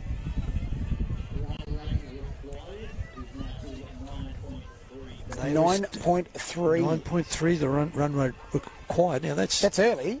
You've got to be happy with that. That's a great power play. well, yeah, and it's under the 10, isn't it? So it's under what they need. So they're basically right on target. Oh, okay, here's the change. Oh, this is a big call. Here's the So change. this is the first over outside the power play, and Hussain Sadar coming on, the Northern Suburbs leggy. Started his career at Redlands, Right. I saw the light banger.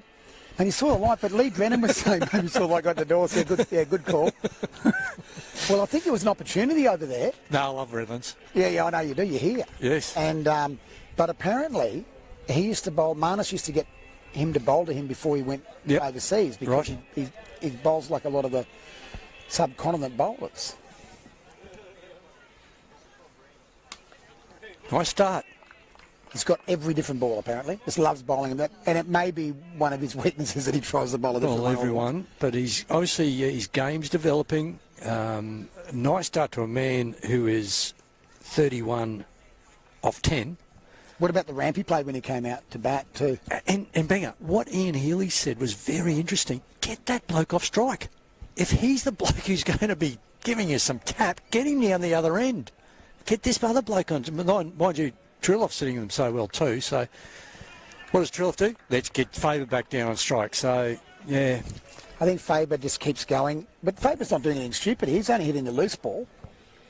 And that's what Truloff will do. Truloff will build this over the next 5 overs, get to that 10 or 12, get to that area where, again, Michael Kasperich mentioned earlier that there's a tiny lull in a T20 game. You've got about an over or two, but not long. Pitches up, down the wicket. Chowdhury coming across, dives. No, can't stop that. Too well timed. What a great shot. Nearly took his head off. You know, I can't speak to this, but every now and then you just get a game where you're in the zone. And Faber, to me, you know, this could be commentator's curse here, but he is just in the zone. Everything's coming out of the middle. He's getting a little bit of luck. He's batting beautifully.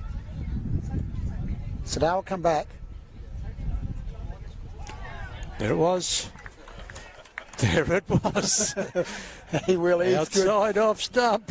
Push that leggy through. Pushed it through. After a leggy gets hit for 4, they become a quick bowler and they want to bowl that quick one. Well, that might be one of his variations too. Oh, no, it was a good variation. Short, but just a single. Sadar will be happy with the way this over is working out at the moment. None for 7, 1 ball to go. A deep square leg, we've got a deep mid wicket, deep mid off and a deep cover. Oh, down leg, call wide. Caller wide. Sadar's like, oh, mate, I reckon it was okay. So now let's just the equation. They're nearly on the 10 that they need. So every time the Waveriders can drag the Dingoes below 10, That's what you do. that's what they need to do. Pressure. Down the wicket, driving, no run. Good finish. Good finish. Great finish. So if we take a look at that, he went for 8 Sadar. I'm going to have a spell, Grant. Right, Banger. Michael Kasperich is going to join you in commentary.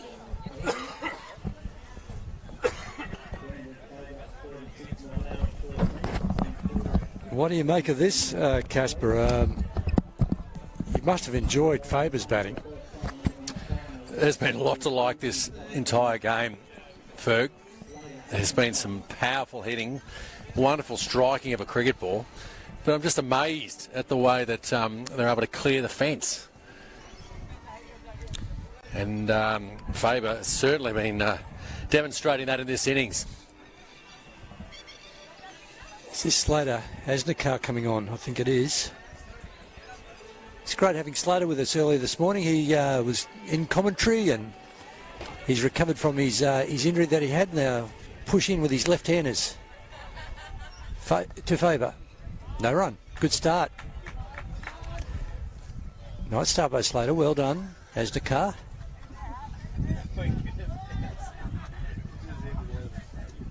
Well, he comes with a little bit of experience too, Slater. 138, 1,368 revs on that ball, so he's put some work on the ball as well. Faber, 36 off 14. Down leg, off the pad. I think that's all pad. Yes, the umpire's going to signal a leg by umpire O'Sullivan down here at the southern end. Well, it's to do with the variations that he has. He has a slower ball at the back of the hand, and the off spinner as well.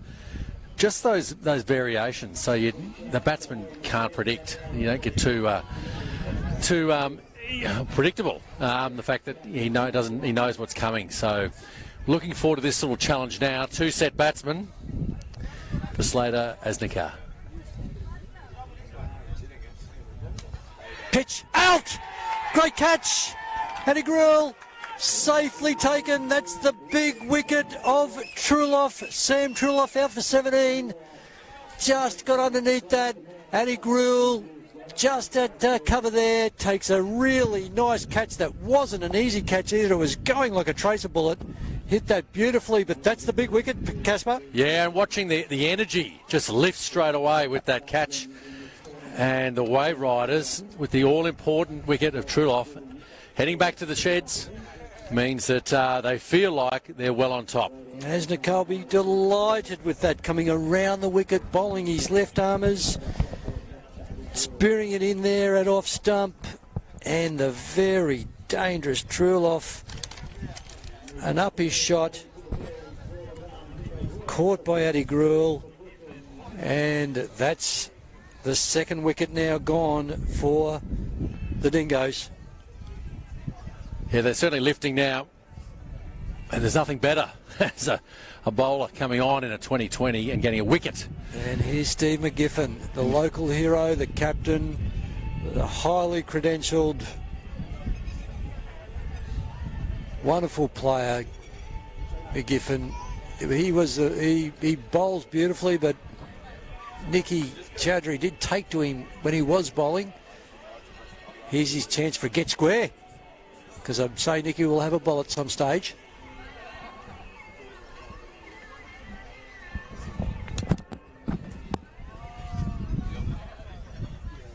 Start. Off stump. Push by McGiffin. I'm really looking forward to this, just seeing how McGiffin works his way into this innings. Well, the combination, I think, for the Dingoes, all series, has been with the batsmen of Truloff and McGiffin. Down leg. Takes pad. So I'm saying that in that, for these guys, for the Dingoes to chase down these 200 runs, it's going to take a huge effort here. And it's going to take Steve McGiffin to be a big part of that. No run off the bat so far, and this Asnakar over. This is a pivotal moment in this innings. Yeah, picking up a wicket in your third ball, in your first over. Picking up a wicket when they need 10 and over. Short, down leg, wide. Quarter wide. Still no run off the bat, but has to re-bowl that. We know it always slows up. The run rate always slows the batting team with a new batsman coming to the crease. So vital here, and you can just see it. You can see it the way that the players in the field, just that little bit more buzz. They realise that this is the opportunity right now. Last ball, Asnakar. Swing. Keeper.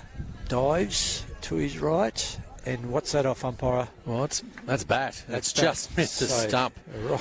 on the way Oh, through. that's two. Not much in it, and poor old Slater has the car. What a great over. Tremendous over. Two off that over with the vital wicket of McGiffin. No, not McGiffin wasn't out. McGiffin came to the wicket. Beg your pardon, Truloff. Yes, Truloff. Thank you, Casper. Sorry about that. Yes, Truloff, the vital wicket of Truloff. Yeah.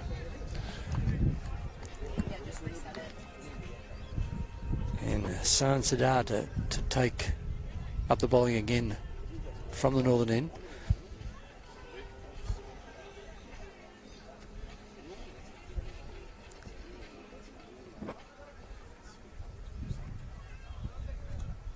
Short. And no run. Drag that down a little bit, but McGiffin still to get going, get his innings going. 1 off 4. Short again. And McGiffin just tugs that onto the onside. They'll look for 2. They'll come back to 2. Faber running. Good running. Very good running in and out of his crease here. Yeah, the 2's really important here. Big boundaries here. A lot of space. And even speaking with Brad Wigney, who is the Pirates coach, but he's also the Redlands coach in Premier Cricket here, talks about that. You'll find your boundaries, but it's about this team that scores the most 2's will end up winning. Well bowled. Down the wicket.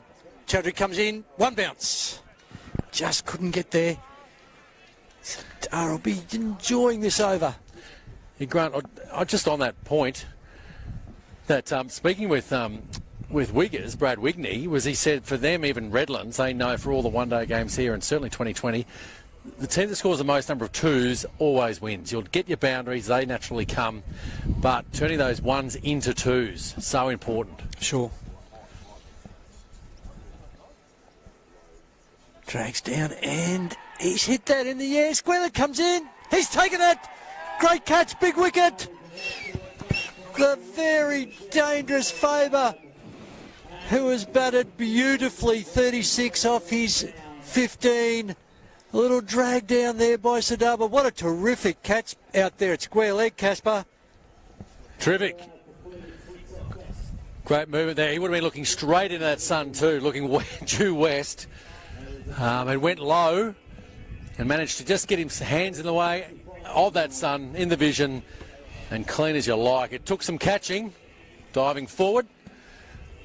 He certainly did that, and they say catches win matches, and well supported there. This is a lovely over from Sadar. Just drag that down a little bit for the first time, probably in his whole innings. Faber just didn't quite get all of that. Yeah, it was like a rare mistake, wasn't it? It was. He's got his 36 runs off about 15 balls. That's a great catch there, supporting his fielder, his bowler.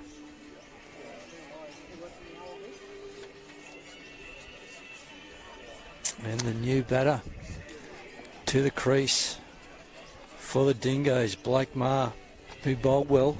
Blake, first ball from Sadar. Square cut, off the mark, pushes out to that deep cover, settles for 1. Well, the run rate right now is it's fine, isn't it? They're going at 10 runs and over. That's all they need.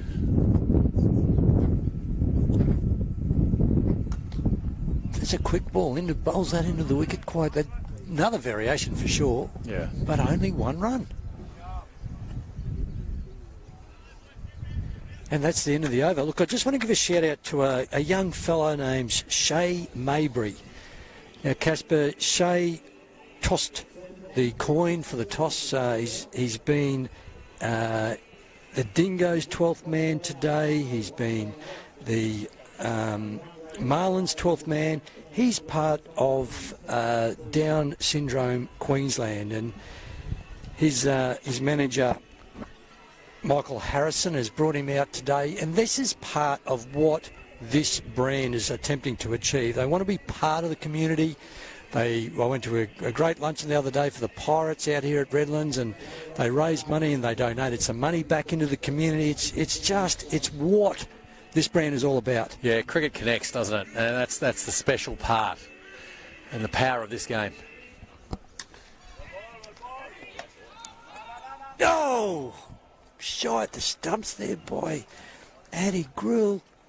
Picked up one motion. That would have been very, very close. That was so close. Another wicket here. Wouldn't that change it up? Asnakar. Big bowling spell this. It's been a bit happening, isn't it? It has. Each one of his balls. Full pitch, outside wide. He has lost his radar every now and then. I'm just looking at the reaction of players out there, and I know there's a line that's out wide. Trying to get it inside that line is the key, but that was adjudged to be a little bit too wide. I'm speaking for a bowler, of course, here. I know that's the rules. And Patrick Corrie, he certainly thought it was inside the blue line, so and keepers don't ever lie. Shot in the air, down to the fielder. That's out. That's out. Blake Maher falls to the bowling of Asnakar. The score is now 4 for 69. That's Blake Maher, end of Blake Maher, Asnakar. Hasn't he bowled well? Well, hasn't it just changed it up here? Wicket in his first over, the third delivery. And the second of his second over gives him his second wicket here. And we've just seen it just change. Now the pressure comes back on. Little lefty, he's just bowling around the stump. He's trying not to give much or any width at all. And he's being supported by his field. I'm going to hand over to Banger. With it looks like the Waveriders are in control at the moment. A few big wickets there to Asnakar. Casper? There's been plenty happening here. I hope you haven't been too far or missed too much of this action. No, I've just been talking to co-commentator Lee Drennan about the game situation and just a few shots that he thought were interesting. Slater, just that slower pace has undone him, hasn't it? Yeah, well, I think just coming in and just the change of bowl, they've decided to take him on, and it hasn't worked essentially.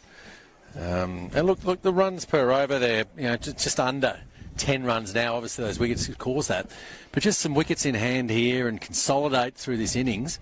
We've seen it time and time again in this format of the game of teams getting close. Give yourself a chance. Well fielded. Superbly fielded. But you're right, Casper. The run rate's fine, isn't it? Yeah. Oh, absolutely. Absolutely. Like, I know it says they need 129 runs now off 74 balls.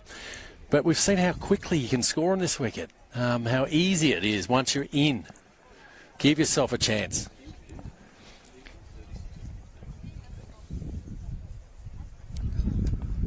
He's bending his back a bit more now too, isn't it funny? You've got the 2 wickets and he's digging in a bit harder and he's enjoyed those wickets too. It's amazing how the hamstrings seem to loosen up a bit more when you get a wicket.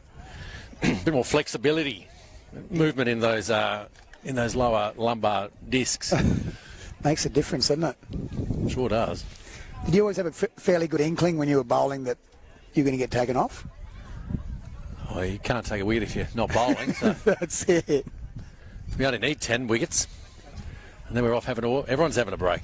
What about the old one more, though? When the captain says, I have a spell, and just give me one more. It was always one more. One more. And guys, captains like Stuart Law, just you knew. Eventually, you'd have this look in his eye and your eye, and you'd just know. And you'd say one more, but you just know, okay. Thanks. Or you'd finish the over and you'd walk away to fine leg and not get their eye.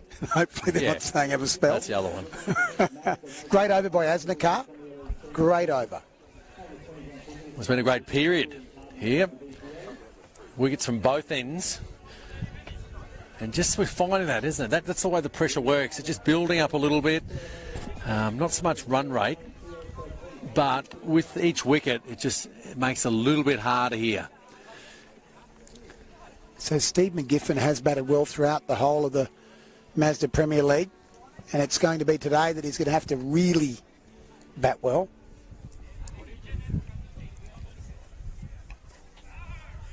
I think his experience is going to hold him in good stead here in the chase. Like right now, this little period of time here, and when I say time, 2-3 overs maximum. Give yourself a chance getting in, get the feel of it, then you can unload.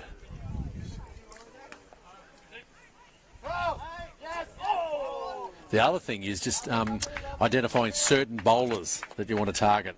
They're going to be easier to hit the big shot. But the key here, with the bowlers bowling so well. Sadar's bowled well, hasn't he? Yeah, he has. And the key here is just keeping that strike turning over. Keep the score chipping up. Yeah, they obviously decided to target Slater.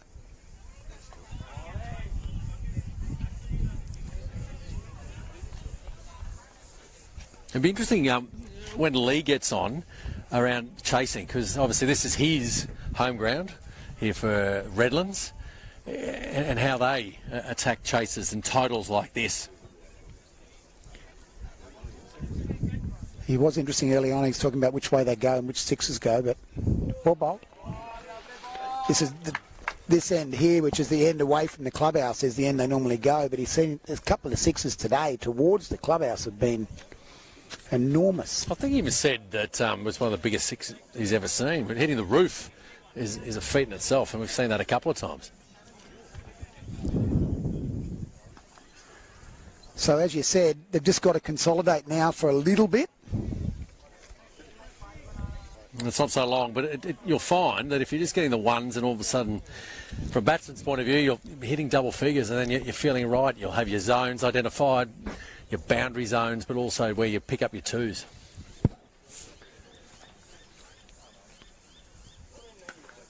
That's a good shot. He's hit that well, but it'll only be one.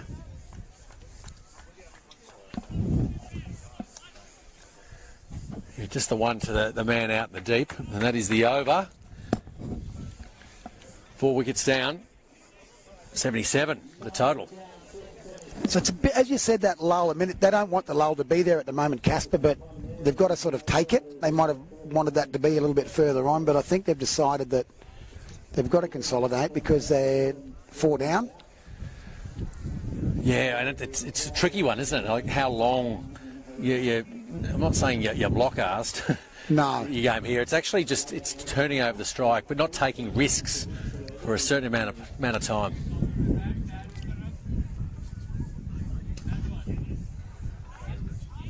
But then again, you can only do what the bowler gives you, and that's well bowled again by Slater. So as Nakar has got his 2 wickets, he's bowled very well, but I still think now that one of these blokes will have a crack. Even though there's a lot out there, he's probably the one that they're going to have to go after. Yeah, they will. Getting to a stage is nearly 2 runs a ball. He's going to be required. Oh, well fielded. He gives himself a clap. I love that. Sadar. Well, I know a Waveriders crew right next to us. They put the drums down. Oh, I'm glad of that. They've got the drums down, but they're still clapping as well. Oh, they've been great today, the Waverider supporters. It's been fantastic, isn't it? Dingoes, a lot have come down from Toowoomba.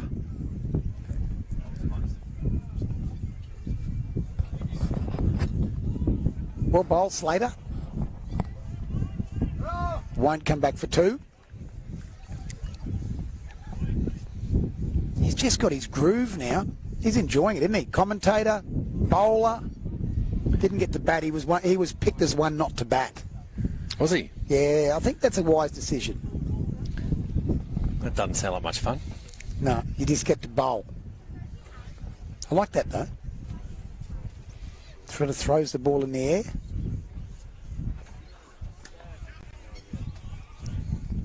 teaches at Gregory Terrace.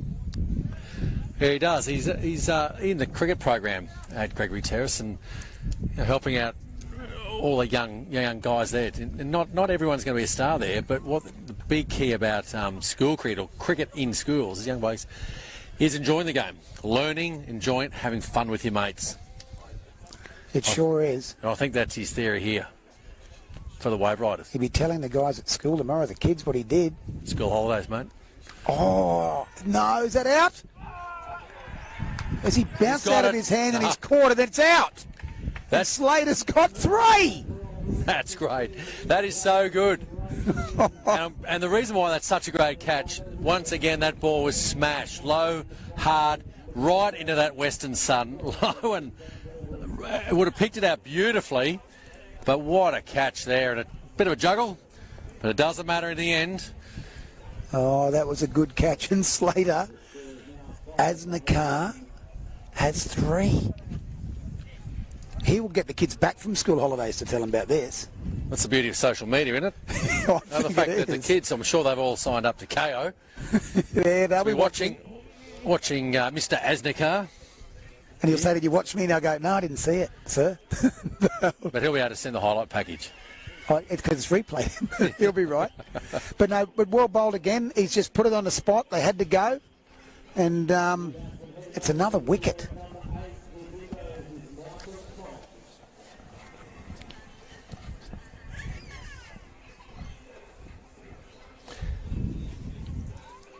Michael Top is the new batsman. And that was the big wicket too they needed. Giffen?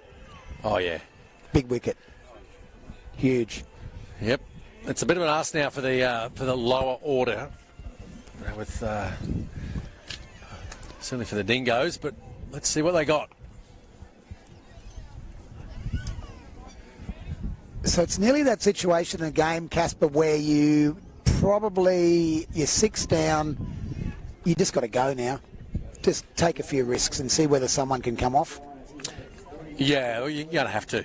Yeah. You really do. Well, we talked about consolidation, and I think that's great when you do have some wickets in hand to give yourself the launching pad to really take off. But they're in a position now, as we've hit the midway mark, 10 overs. They're 81. The fact that there's 110 runs required is, it looks like a lot on paper, but I say every single time in a game of T20, you never know. Slater's got 3 for 13 off 3.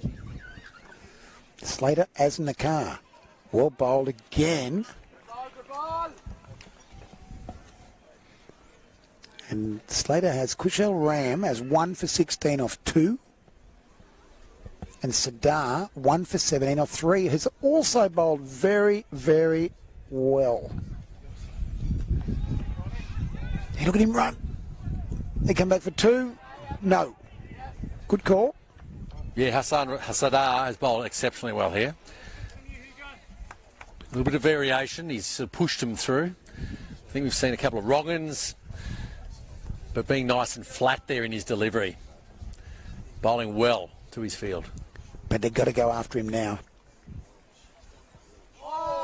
Little Nick, which may run all the way. Or will he get to it? He does. That's Slater again, I think, down there. He's in the game. Umpire's given that buys. Buys. So there must be some turn. Bit hard to tell here from deep square leg. Deep square leg, but we probably wouldn't appeal, would we, from here? Even though a lot of blokes do appeal from the. Oh, the LBW always looks out from here. Nice little top spinner, I think. You've got to be a good bowler when Marnus Labuschagne says, I want you to be my net bowler. What an opportunity for him. Yeah, it's when he was at Redlands. Yeah. Yeah, it's fantastic. Oh, nearly fell over. That's well fielded. Well fielded. Pinpoint throw there from the deep. Now that in itself is in the background, in the mind of the batsman, knowing that in the field there's some good arms. You always got to keep an eye on that the little plovers. You just see them out there now too. They're babies. No wonder they were getting fired up. Has he got enough of that? He's got it. Yeah, that's a 6. That's a big 6. That's one I needed. That certainly is. So at the end of the over, last ball of that over. That was top. For a dirty big 6. Top moves to 8. He says that's a great shot. And the score now, 5 for 92. 12 and over.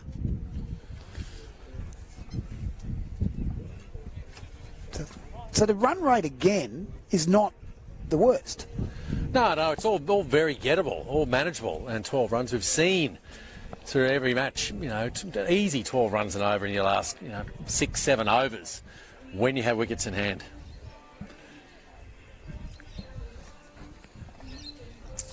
And Chowdhury, the man of the moment, is coming on to bowl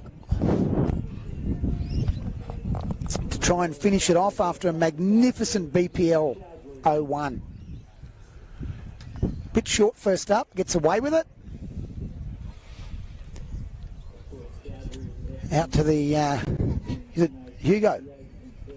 So Number 4, yep. So you having a chat to him earlier? Yeah. You had a bit to do with him? Yeah, I did. He's a wonderful cricketer, Hugo Bird.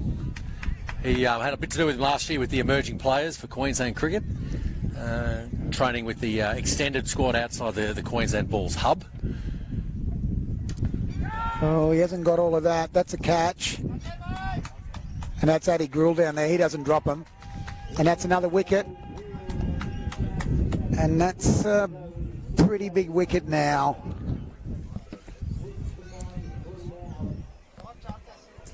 Addy just gets under very comfortable.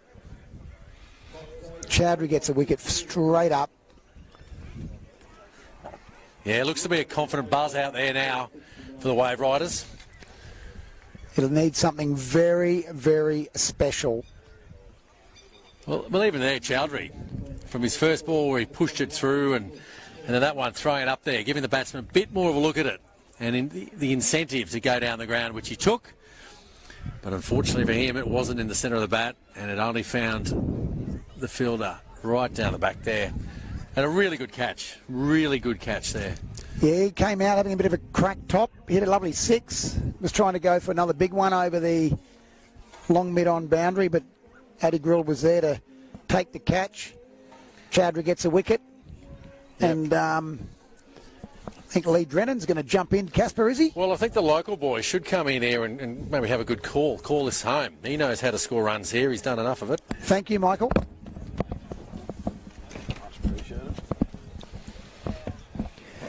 You're coming in, Lee, when Chowdhury's on his... Just pushes that down to Slater. Yeah, if there's a man of the match honours handed out here, I don't know if there are or not, Banger, but he would have to do a lot wrong to not get the votes, I think. Quick single. Probably need more than those, but give yourselves a chance. I mean, they're 6 for 93. It's 13 and over. Maybe just give yourselves a chance. It's going to take one of the great knocks from certainly one of these two, you would think, to really give them a chance here. It's sort of Gillam a big and King. task, yeah. So what's their pedigree, Gillam and King? Can one of these guys go pretty hard? Yeah, absolutely. I think both of them can. King certainly has played for Wynnum. He used to wicket keep for Wynnum. He's hit plenty of very quick runs for them in the past. Batting quite low here, so that's the hard thing. I think one more wicket at this stage really makes it quite tough, and you don't have a lot of time to really build momentum in your innings. It's pretty much, as I've just heard you guys talking about, 13 and over there's not a lot of time to sort of get yourself in, I don't think. Even Gillam, like you look at, that's not a bad platform, but 9 off 14 in a normal situation, but in this situation it probably needs to improve. And you get Jackson Smith to come back into the attack. That's tough to knock him around for 13. Yeah, that will be. That will be quite tough, I think. Is that Smith or was that McNeely? It says McNeely. Yep, McNeely indeed. And this is Nick McNeely's first over as well. First over the innings. Yeah, correct. He bowls pretty regularly in grade cricket. Yeah, he does, definitely. He's certainly quite, in two-day cricket, he's someone that bowls a lot of overs, like just a workhorse that can bowl plenty and never go for too many runs. Hasn't been required yet. No, that's right.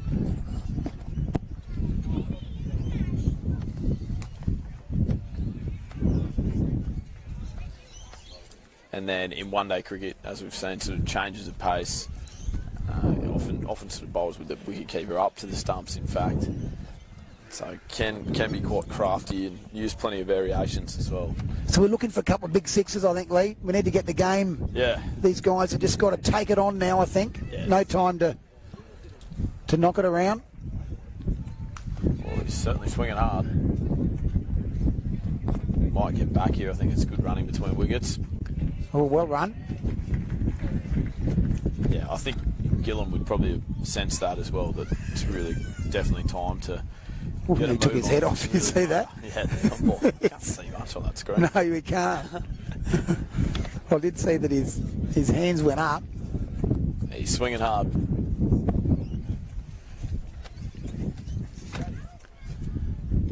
And that's out. That is another wicket down. 7. And the Waveriders are... They've got one hand on the trophy now, I would say. Banger. I'd say that as well. It would again take something extremely rare now to get out of this one. You've just got to hand it to the Waveriders. I mean, their batting innings to post 200. We saw Faber come out for the Dingoes and he got off to an absolute flyer, but they haven't had that person kick on to get a big score, which Nikhil Chowdhury did do for the Waveriders. He sort of went big. He got that closer to sort of late 60s, 70 mark, and that makes a key difference as opposed to sort of Faber, who was going great guns, 36 off 15, and then he gets out. It's really, that was been a key moment in the game, I think. And I think, was it you saying that this was unusual for the Dingoes sent them in, but they'd been batting first a lot of the time? Is that right? Nah, I think it's the opposite. Oh, I don't think they've batted first. Oh, okay, that was it. No, in any game in the competition, they've chased in every single game. And these guys, the Waveriders, that's one of the first times they've batted first, but it seems to be working. Yeah. I think most teams were pretty keen to chase in these games, just to know exactly what they had to do and be in control of the run rate. But the only time that the Dingoes were beaten in the round games in the competition was when the Northern Kings posted in excess of 200 against them. Yep. At Ipswich in round 2. And then today they look like they're in significant strife again after a superior innings that's batting first. The Waveriders posting 199. It's interesting though, the old scoreboard pressure. Maybe these days it doesn't seem to be as big a challenge. Teams are very confident, batters don't mind chasing. Yeah, absolutely. I think it's definitely just depends. You can see no one's probably prepared to chase 200. I guarantee that when the Dingoes won the toss, sent them in, that they're more thinking, okay, our bowling and fielding has been fantastic. We're going to be comfortable chasing anything between 140 and 160 here. Yeah. And that's what they're expecting to chase. And then for that innings, the ambush that they copped to be chasing now 200, I think that does have a significant impact on how you approach your innings and that pressure that you talked about. And Chowdhury's back on, just trying to wrap up that man of the match. Yeah, I would think this is, second over here? Yeah, he's got one for already. Just bowls off a couple of paces. He's really pushing it out. Fast through his run up, fast through his over. He'd be, if he played golf, he'd be quick. He wouldn't be good if he played golf with the big fella Bryson DeChambeau. There'd be no practice swings or anything, I don't think. Just step up and whack it. Here he goes again. He's gone back. The batsman's actually trying to sort of slow him down a little bit here, but yeah, I think he needs to. He needs to. Yeah, nice shot. The thing for Nikhil Chowdhury, just with his bowling, because he's so fast, he's so flat with his leggies there, even like that ball's not a great delivery, it's probably halfway down the wicket, but it almost skids on and rushes the batsman, so you get, your margin for error is so much bigger. Not quite that big though, that's all right. He's gone for the wide. Still a big crowd down here, Lee. It's been a great turnout. That's a better shot. It's nice. Nice timing, down to long off. Oh, he's getting swooped by Plovers too. And shielded the ball. Oh, it's really... They've got to be sorted out, Lee. Talk about some mental anguish down there. I actually fielded, because Jimmy Pearson's playing, that's not a wide. Because Jimmy Pearson's playing for Redlands, he's keeping, I'm fielding, and I fielded pretty much in front of where we are sitting at the moment, Banger, and this was 2 weeks ago, and there was Plovers that just left us alone completely for like 28 overs. Yep. And then just went nuts for whatever reason. Someone upset them, and for the next 12 overs, I just stood there and got swooped every second over. Was that the Valleys game? Yeah. Every time I got out to deep mid-wicket. You know who was the bravest bloke I've seen since the Anzacs? Was Liam Smith. Yeah. Yeah, he's very good as well. I think just we've played... Calling the power play now, which is... That's the last roll of the dice. It is the last roll of the dice. Yeah, so Liam was good, wasn't he? Played at Redlands for a long time. You have to be able to deal with the Plovers. I would have thought you would have sent Connor down there or McAnally or something like that. Yeah, no, McAnany. He would have flown home. He would have. He wouldn't have lasted. Now this is, as we said, this is the last roll of the dice, and it's Jackson Smith, or is it Harry that's going to bowl? We keep doing that. Harry again, yeah. Still Harry, sorry. They got about the same run up though, Yeah. but you just said that to make me feel better because I stuffed it up last over. But Harry is going to have to be taken to big, that won't and be. That's that where won't the one be. fielder is. And that's out. And that's a good catch. They're 8 down now. I'm going to pass over leader. Grant O'Hara. He's done a magnificent job here with preparation for us, and it's been a lot of fun, mate. A lot of fun today. Hopefully these guys, I mean, you never know. It'd be a miracle. Yeah, well, I'll be sitting here watching. You're here, you're commentating, you're there. Right. And so if anything happens like that, I'll keep people informed. let me know. Thank you, mate. No worries. Thank you. Thank you, Banger, and you've been fantastic to work with too, mate. Tremendous. We've started there 4 rounds ago now, and here we are at the grand final, and it's all going the Gold Coast Waveriders way, and they're the team that came fourth in the competition. They scrambled into the top 4. They snuck in by the skin of their teeth. It was out of them and Coastal Marlins for 4th and 5th. And I know the owners of both teams were there, got their calculators out, wondering if they were going to make the final. They make the final. They lose the toss in the final, but they put on a great score at 199. And now the team that came second, the Dingoes, well, it's all before them. Absolutely, and even their semi-final just cleared the field of there. That was a wonderful win as well in a game that they looked like they were out of early too. So, yeah, their road to the final is sort of hasn't been without some flaws, but they've just nailed it at the right time, and that's the key thing, isn't it? You get yourself into the finals, and then it almost becomes like a new season. It does. I've been impressed with McNay. He's bowled very well throughout the tournament. Yeah, this is him. He can actually hit quite a long ball too. McNay. I think this is him on strike now, I believe.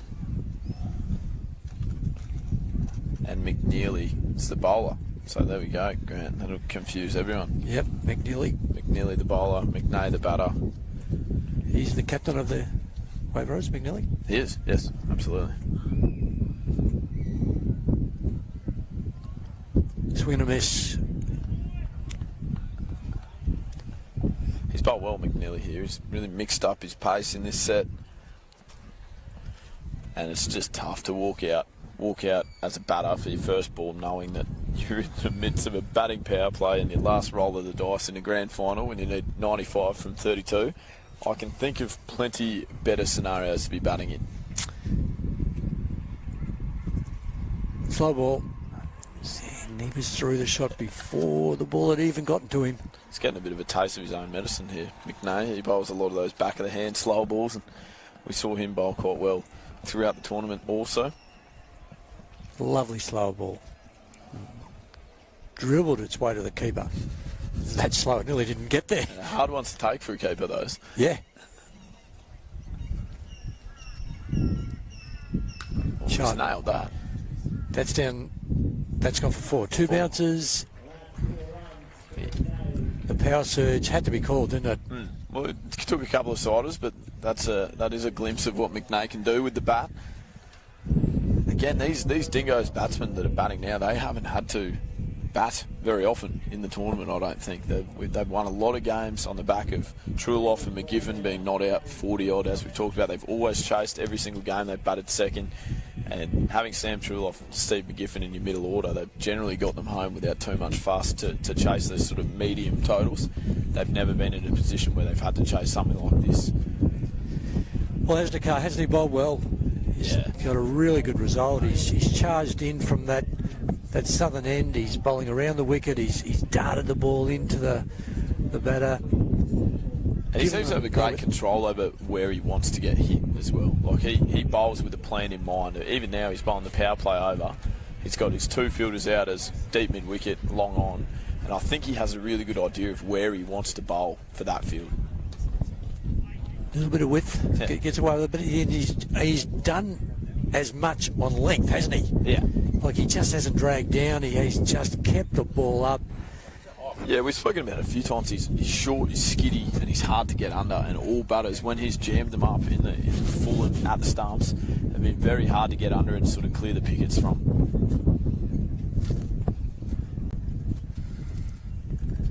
Full toss. Well, that's really gone well for hit. 6. Yep, That nicely could hit. Be a no.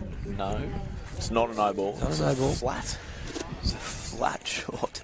Lee, can you tell me about how you go about thinking through that? You know, who you're going to bowl at in those death overs. What are you particularly looking for as a captain when you're looking for someone to bowl in this power surge or in the death overs? Is there anything that sort of comes to mind? Well, I think it can differ amongst teams. What's been interesting about the Waveriders is they haven't bowled the same 2 bowlers in these power plays. The Dingoes, for example, Steve McGiffin bowled the first over of all of their power plays when they were called. No run. Whereas Slater Asnikar hasn't.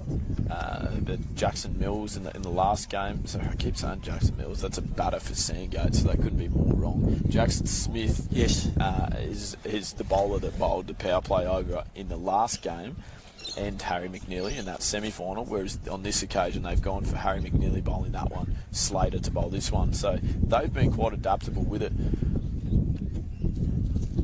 So you're taking a look at the opposition, see who's batting at the time, see who bowls well to, might be a left-hander, right-hander combination.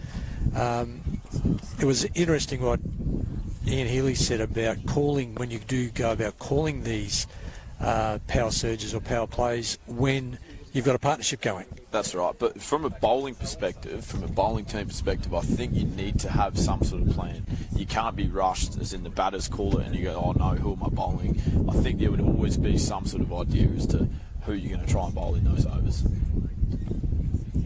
Outside off stump, 1 bounce, shy, home nicely, quite comfortably. But what's been interesting about Slater's over is that he's set a leg side dominant field, but then he's almost looked to bowl wide Yorkers, I think, every single delivery this over. So he's just executed so well that in theory if he misses he should get carved through the offside for 4. There's no fielders out here protecting it, but he hasn't missed.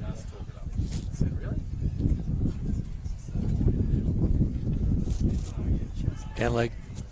You see, that's the end of his 4 overs. His figures will finish at 3 for 22. Terrific spell. Major contribution to. And when he came on, he bowled that his first over. He just kept everything tight, and there was a big momentum shift in the game at that time. The Dingoes needed 10 and over, and every time they went under 10, obviously the run rate increased. I think he went for 3. He went for 3 that first over. First over he went for 3, and that starts to put doubt in the batting team's mind, and here we are. Exactly, and Harry McNeely's going to go again. We're outside of the batting power play now. Shot in the air. Has he got enough of that? Nikel's coming down into it. Out. Nikel Chowdhury, they don't miss too many. The catching has been terrific from the Waveriders. That's the 9th wicket to fall now for the Dingoes. A really dominant display here by the Waveriders today. Great to see just a couple of the Waveriders kids on there running some water and getting high fives from Nikhil as well. It's a nice catch, settled himself really well. No option for the batter. I think it's Zach Beveridge that we see the back of. He really had to go. And this is probably the end where they've looked to attack as much as possible. But unfortunately, that ball was not near the middle of the bat, and it presented a relatively comfortable catching opportunity for a fielder of Chowdhury's quality. 2 overs for 12 for McNeely. Well, you're better this side of the ground than the other one because you're looking at the sun that side. And we've got the final batter coming in, Savine Nanakara. Very good left-arm orthodox bowler throughout the... Has been. He's gone really well. Yes, I agree. Well, they're still going. They're still having a crack. Yeah. The fielder's gone out again now. Yeah, this was the first game that I've seen him really get attacked. Addy Gruel in that first innings. I think he hit the first ball for 6, and it's probably set the tone for the game. Well, he bowled beautifully in the semi-final, the first semi-final against the Kings. That's right. And, yeah, it's exactly right. He's bowled beautifully all tournament. Then Addy Gruel. Shut down the ground. Yeah, nicely struck. Down a long off. It's fairly academic for the Waveriders now, isn't it? So just going through the motions a little bit. 9 for 119, 81 required from 22 balls. Certainly Brendan McNay will go down swinging, you would expect. Yes.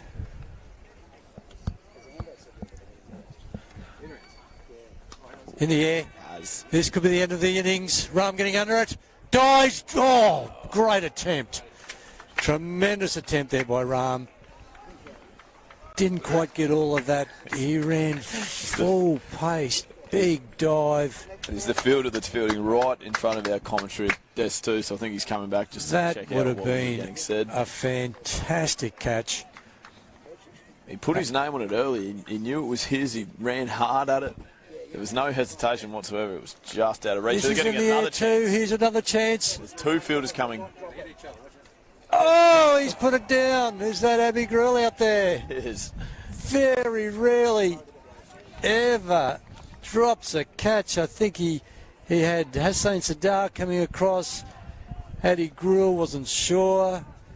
And 2 in 2 balls. The innings continues. 2 in 2 chances. Poor old Harry McNeely just can't quite close the innings. It would be fitting. So your skipper winded out, but it's not to be. Good over there by McNeely. Not in that over. He's only bowled 3. At 9 for 123.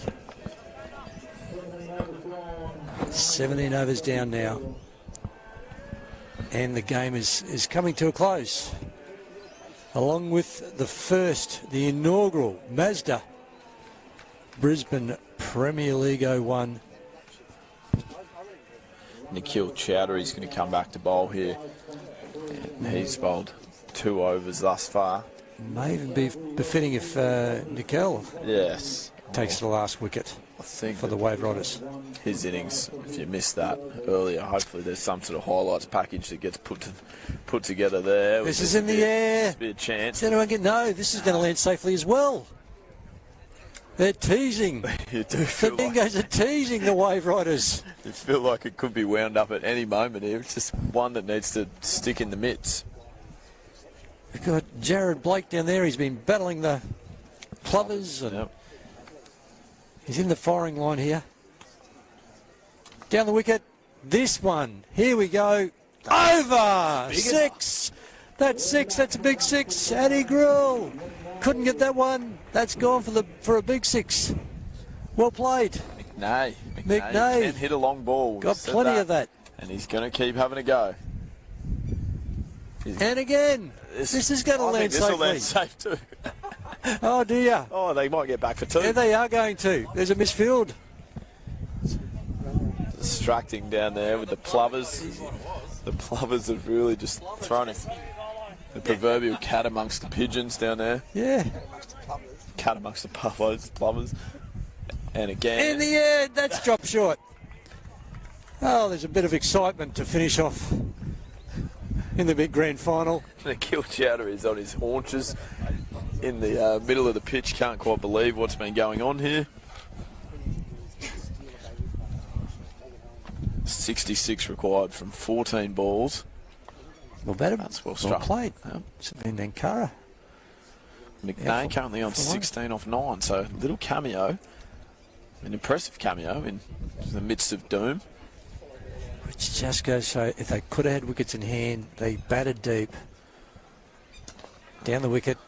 And we've... Oh, that's a great shot. That's gone for 4. The fielder hasn't seen it. It's gone to the right of our sort of straightish cover and down to the boundary for 4. Lovely shot, lovely set from McNay. Well, that was a good over. Oh, there comes the plovers. Oh, there was some sweeping it. Oh, geez. Oh.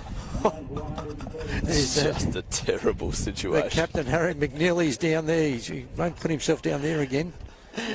Oh. Evan Bancroft is just trying to work out ways to remove them from the field. It's been tried for numerous years. It's unfortunately can't be done. 61 off 12 required. The equation's not in favour of the Dingoes. But McNeely's going to take up the bowling again from the northern end. He gets a chance to finish it. Swing. It's going out to deep square leg. Just the one. Just the one. 9 for 139. 20 off 10 is McNay. This is good batting, isn't it? Quality contribution. His main role during the tournament has certainly been his bowling, but he's shown it's for next year as well. Any recruiters looking, potentially could be batting a little bit higher as well. Well, that's right. I mean, you're still playing for spots for next year, aren't you? Exactly.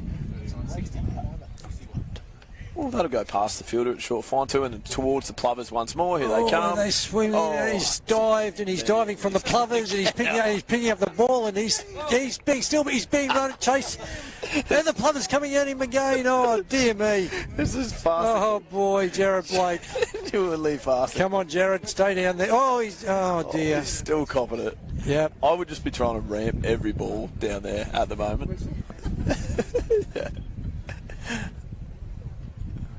Slow ball. Oh, that's well This struck. is struck. Oh, 6 or 4. It's in a gap. And in the Kildui. 4 boundary.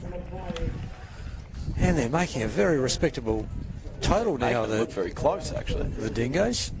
58 off 10. Flat into the gap between long on and deep mid wicket. McNay with 26 off 12 balls. You know, technically they can still do this. Technically they can. And this is going to be the first of it. That's the first one. Definitely do it. That's the first one. He only needs 9 more of those and they're home, the Dingoes. Wasn't it well? That was well hit. That was well hit. That's just clipped that over mid-wicket. He did say, we know that he's batting. He can definitely bat, McNay. He's a good all-round cricketer. 32 off 13. See, he just took that step outside off there, Lee, and then just went with it. So every single ball needs to go for 6 from here. Or a couple of wides or no balls or something. Yeah. Maybe hit a plover back onto the helmet, 5 runs. Anything like that keeps him in the game. 9 for 152. McNay is seeing them well. Down the ground. That's a chance. Down to Chowdhury. Oh, that's gone for 4. Yeah, that's, well, we need. Yeah, they definitely need some no balls. So he'll be bowling well behind the crease. 44 from 7. McNay clean hitting. It's lovely to watch. 32 off 13. No. We saw this from Brandon Faber earlier. McNay batting beautifully. Harry McNeely's picked up. Gone again. Wickets. That's in a gap too, I think. It won't. The cow comes across. Oh, there's a collision. Oh my goodness me.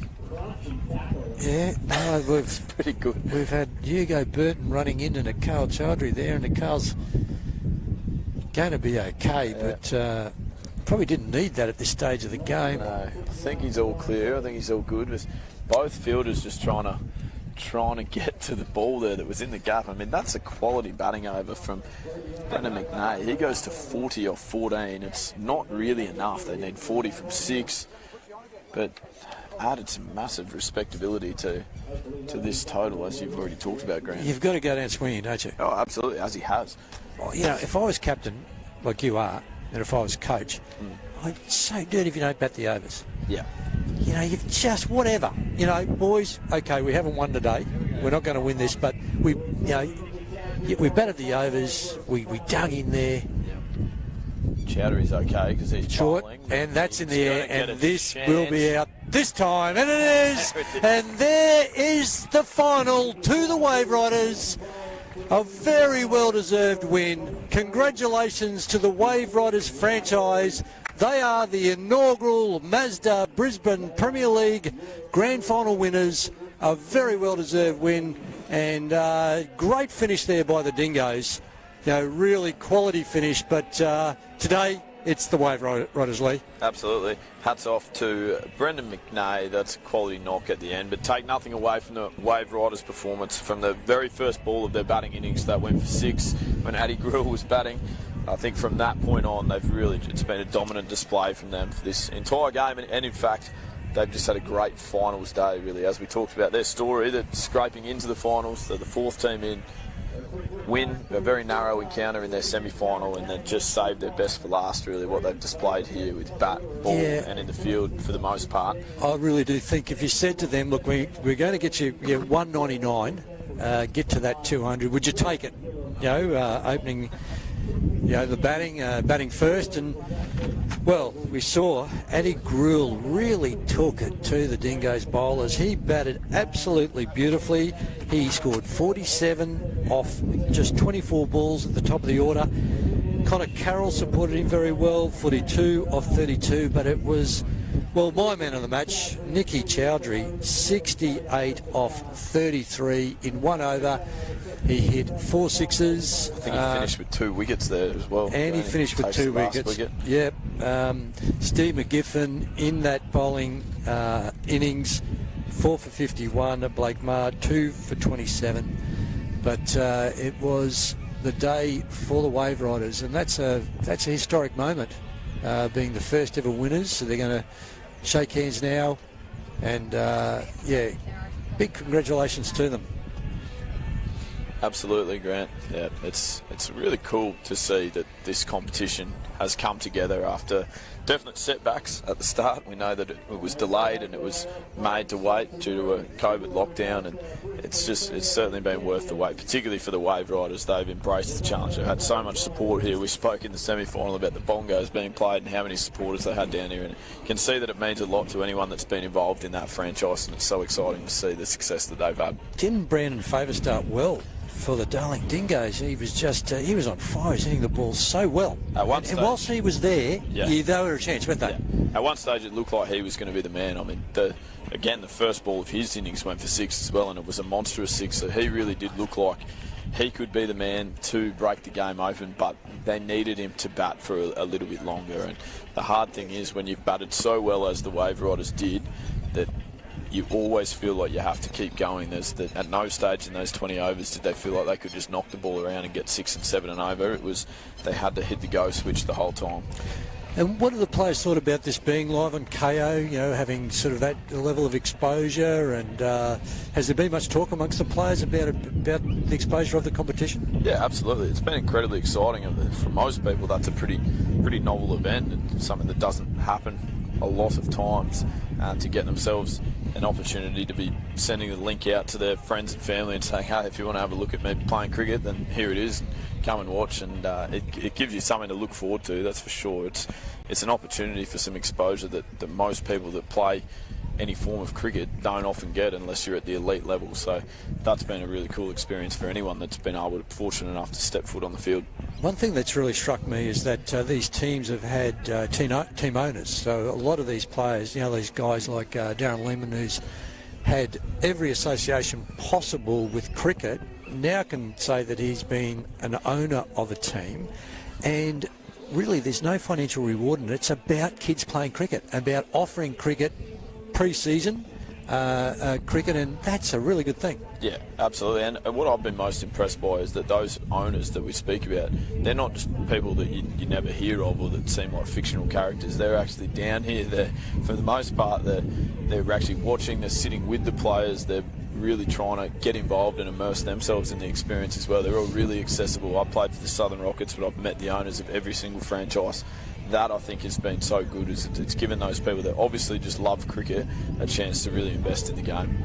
So what about the auction for next year? You know, players were playing for spots, no doubt, this season. How do you think overall the auction concept was received by the players and played out? Yeah, I think fantastic. It was an interesting night in that it was the first time that it's been done. So there were things that sort of got adapted and edited on the night in terms of like minimum prices for players and things like that they'll probably again make even better next year, I would assume, in terms of how quickly and successfully that's run. But it's a great concept. It's something that everyone was really excited about.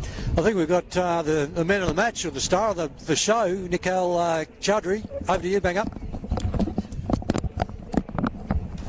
Nikhil, how are you, mate? I'm good. Cheers, Hey, mate. well played, mate. That was an incredible performance by you in this game. Thank you very much. How does it feel? It feels pretty good because we won the tournament. Yeah, so it's pretty good. Semi-final was pretty close. We needed like 11 runs per over, and yeah, I rate my semi-final innings better than the finals, definitely. Mate, but you hit that 4 sixes that was in 4 balls. Yeah. I was trying to hit the 5th one, but yeah, it nicked off, so it's pretty good. And you bowl well too, mate. But what's the experience been like to play in the Mazda Brisbane Premier League for the first time? It's pretty good. It's a good platform for players who was trying to get into bowls and everything else. So yeah, it's a good platform, and we are playing side by side with the grades cricket too. So yeah, it's pretty hectic, but with all the facilities and everything, it's pretty good. Yeah. Good on you, mate. And you'll just try and take this form back into the grade season for the rest of the year. Definitely. Yeah. We already won this tournament, and now it's the one days with Norths. Norths, yeah. Yeah, I definitely win with the Norths, yeah. Yeah, good on you, mate. You batted superbly through this whole tournament. Yep, thank and to you. come over and have a chat. I know you want to get back to your mates. Yeah, sure. But well done. It's been such Thank a you great very much. performance. Cheers, mate. Cheers. Well done, mate. Yeah, Well done. Thanks.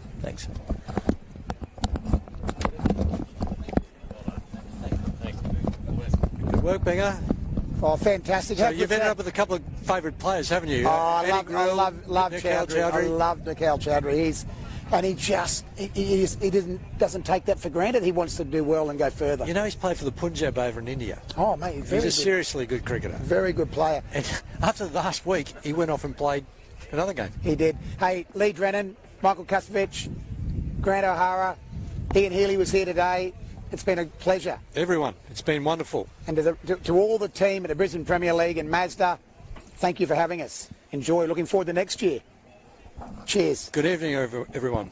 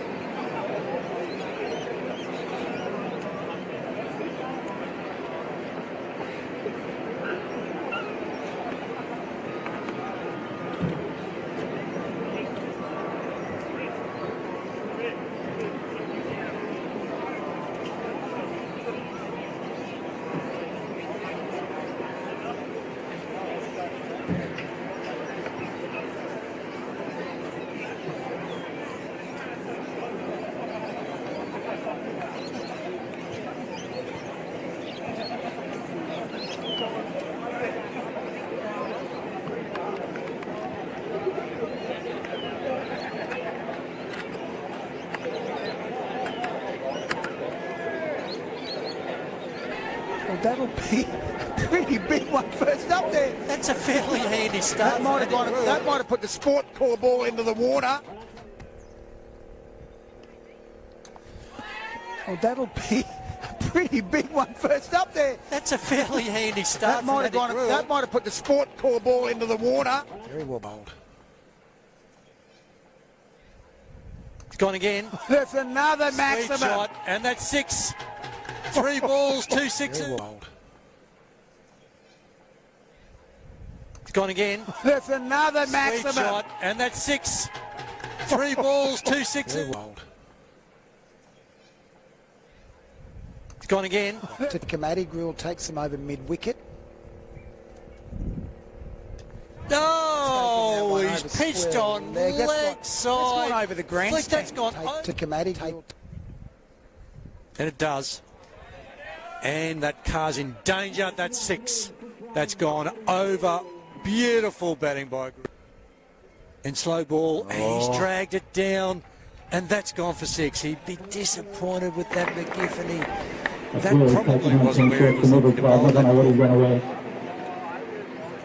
Well, everybody, thank you for being a part of the Brisbane Premier League, and we want to say a big thank you to our primary sponsor, Mazda. It's been a phenomenal inaugural season, despite the delay to the start date and the lockdown that we went through that pushed everything back a little while, but to have you all on board here this afternoon is amazing. Thank you also to Forex. I'm sure we'll get through a little bit of that this evening. And to the Queensland Cricketers Club as well, an official partner of the BPL. I don't have the results from the under-19s, so we've got those. We need to do the presentations for the under-19s. And amazingly, the 2 clubs that played in the under-19s final also played the seniors final. So some excellent dominance from both the Waveriders and the Dingoes. All right, well, there we go. The Darling Dingoes made a 6 for 143 from their 20 overs in the under-19s. And the Waveriders won the under-19s 2 for 146 in 15.2 overs. So congratulations to the Gold Coast 19s. Unbelievable. Well, do we have the skipper and probably the owner of the Darling Dingoes under-19s side here? Do we have the under-19s Dingoes skipper to come up and say a couple of quick words? Congratulations on making the final.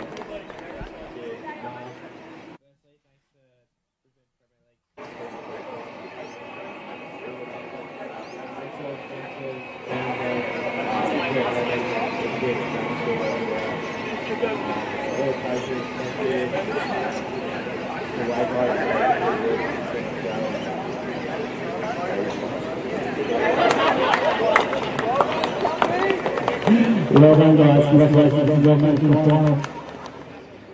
All right, let's introduce the winning team of the inaugural under-19 Brisbane Premier League competition. Gold Coast Waveriders. Come on up, guys.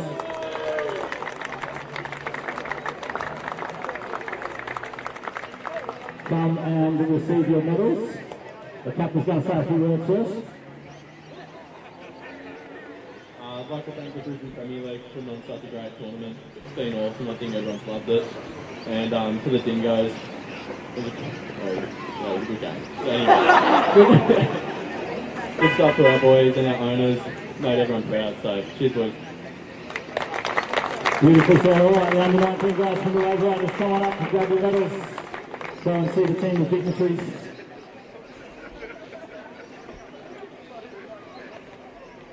Just walk on through, guys, and grab your medals.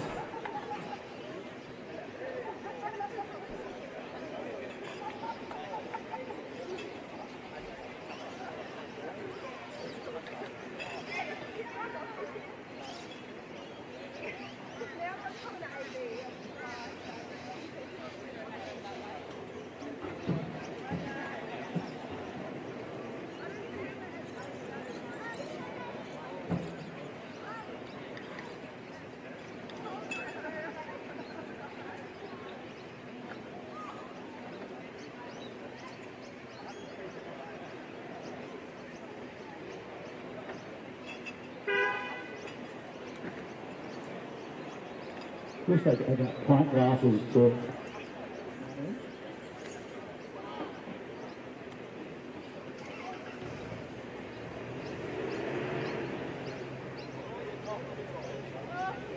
All right, guys, congratulations.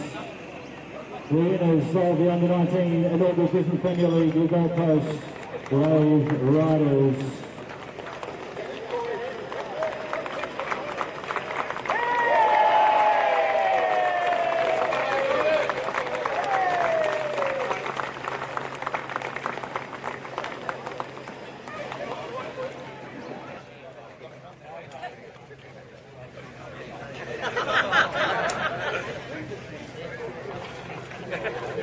Congratulations to the under-19s from both the Dingoes and the Waveriders.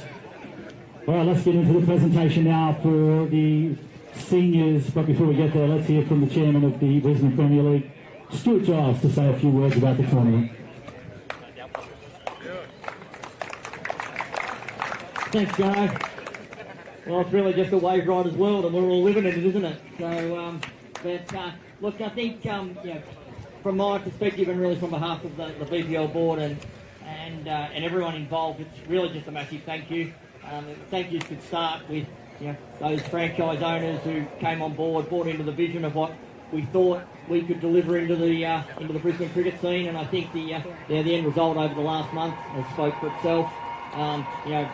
Whether it be from brands like Mazda, Queensland Cricketers Club getting behind us, everyone involved in the KO broadcast, from Interact Sports through to the sports score technology and the sort of innovations we've been able to bring to the game. It's just been absolutely outstanding.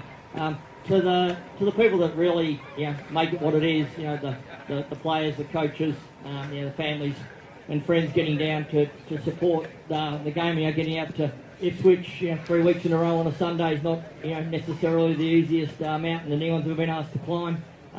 But in the end, to get through that and get your reward today with a stunning day of cricket at an absolutely sensational venue. Thank you, Redlands, for hosting us. Sean, the team's been amazing. Is really probably in many ways, and I said this to Ahmed and the team as we were standing having a chat. Today in so many ways is actually just the end of the beginning. We get going tomorrow with what I think it's actually really about. We're going to have 550. Junior cricketers, female cricketers taking to the field, representing these franchises, for the whole week, all the way around southeast Queensland. And if that's certainly not, putting some real momentum and some impetus behind cricket, in our own backyard, then I don't know what is. So, to finish to the two teams that play down the finals, and probably realistically the four franchises who came here today with a chance and provided, a great day's cricket, some cracking semis.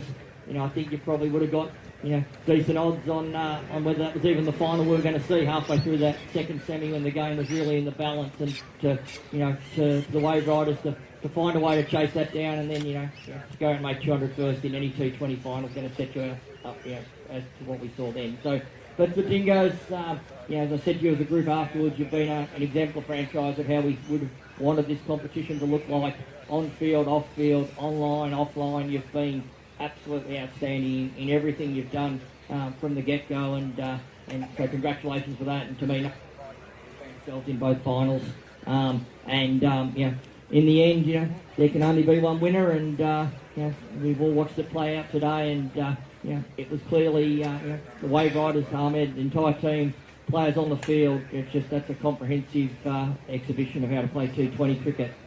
We do have a Player of the Final award. I think it's been proudly supported by the Gambaros group, and it's a night there at Gambaros Hotel on Caxton Street, and a choice of dinner for two at any of their restaurants across their group. And I think as anyone who saw the opening four balls of that power service disappear, the Player of the Final, Nicky Cowdery. Well played.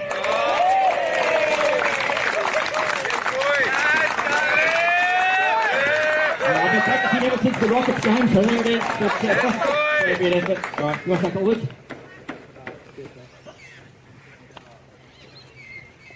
Thanks, guys. Thanks for the support. Yeah, lucky to play BPL, especially from Waveriders. Thank you, BPL, for organizing such a great tournament. Lucky to play it, and thanks for all the honors from our team. And good luck, guys. Thanks. Yes, boy!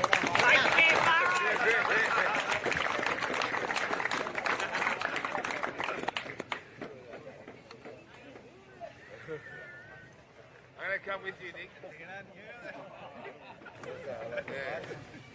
When they turned up at the ground today, I thought, we'll see Josh Brown win player of the final. And then when they got knocked out, I was like, maybe it'll be Sam Truloff. But then when that over started, I was like, oh, there it is. Nicky Chowdhury, very well done. Runs, wickets, catches, couldn't keep him out of the game. So very well played. All right, we're going to get up the runners-up captain to say a few words now from the Darling Dingoes, one of the better teams of the whole tournament. So well played to you. Congratulations on making the final.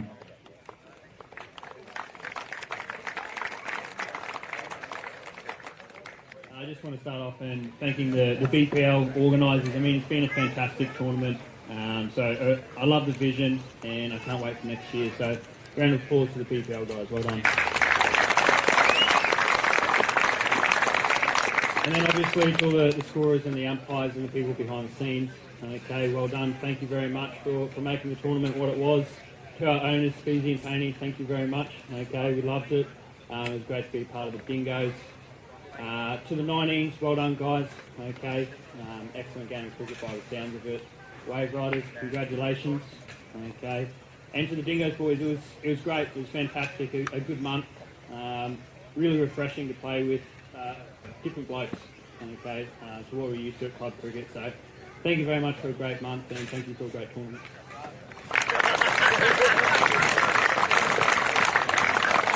Well, that leaves us with last side standing. Congratulations to the Gold Coast Waveriders. Let's have your skipper up here to say a few words. Come on up. Well played, Harry.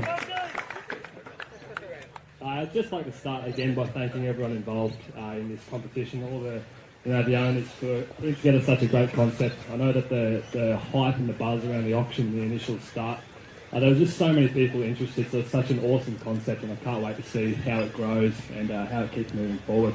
To everyone involved in making today possible in the last couple of weeks, all the ground staff, the ground's looking amazing here, but also to keeping that ground up, 3 or 4 grounds for 3 weeks straight is a massive task. So massive credit there because that was exceptional out there as well. To all the owners and all the volunteers that came down and dedicated their time just purely for the love of cricket and to go through with such a great concept. There's so many people that need to be thanked individually, but everybody who made the cogs turn in this competition deserves a lot of credit. So thank you very much for your time as well. To the Dingoes, you guys played an awesome tournament, super aggressive, and it's a great brand of cricket to watch. So congratulations on that, guys. Look forward to versing you again next year. And to our boys, full credit to the boys. You did a great job. It was super enjoyable playing with you guys. As Giff said, it's nice, refreshing playing with the new bunch of lads, and just making new mates as well, and just enjoying all the good times and the bad times as well. But yeah, just to wrap up, massive congratulations to everyone involved. I know, speaking from the boys, we've had an awesome time. So massive congratulations, and can't wait to see where it goes next year. Thank you.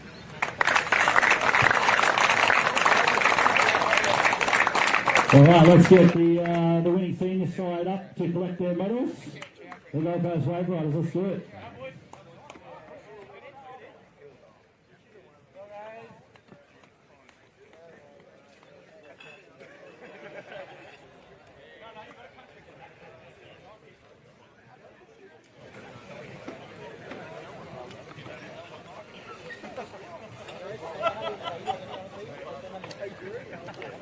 While the Waveriders are here getting their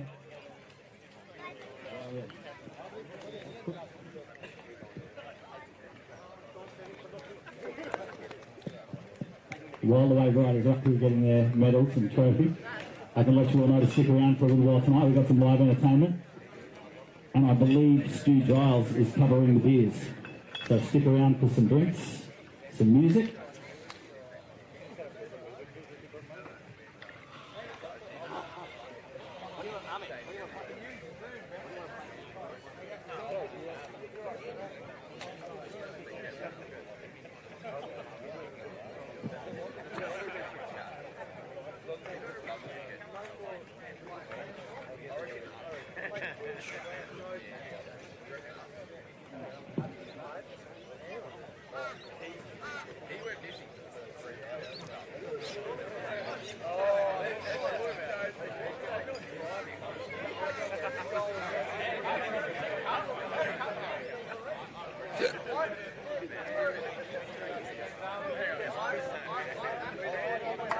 Here we go, folks, the champions of the Mazda Brisbane Premier League, the Gold Coast Waveriders.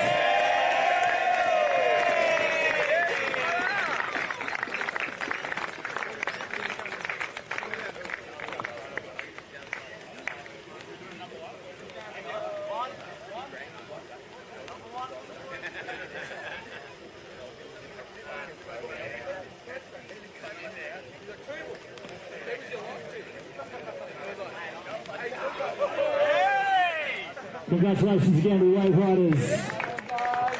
We look forward to having you all back on board again next year. Back for the rest of the... Please stick with.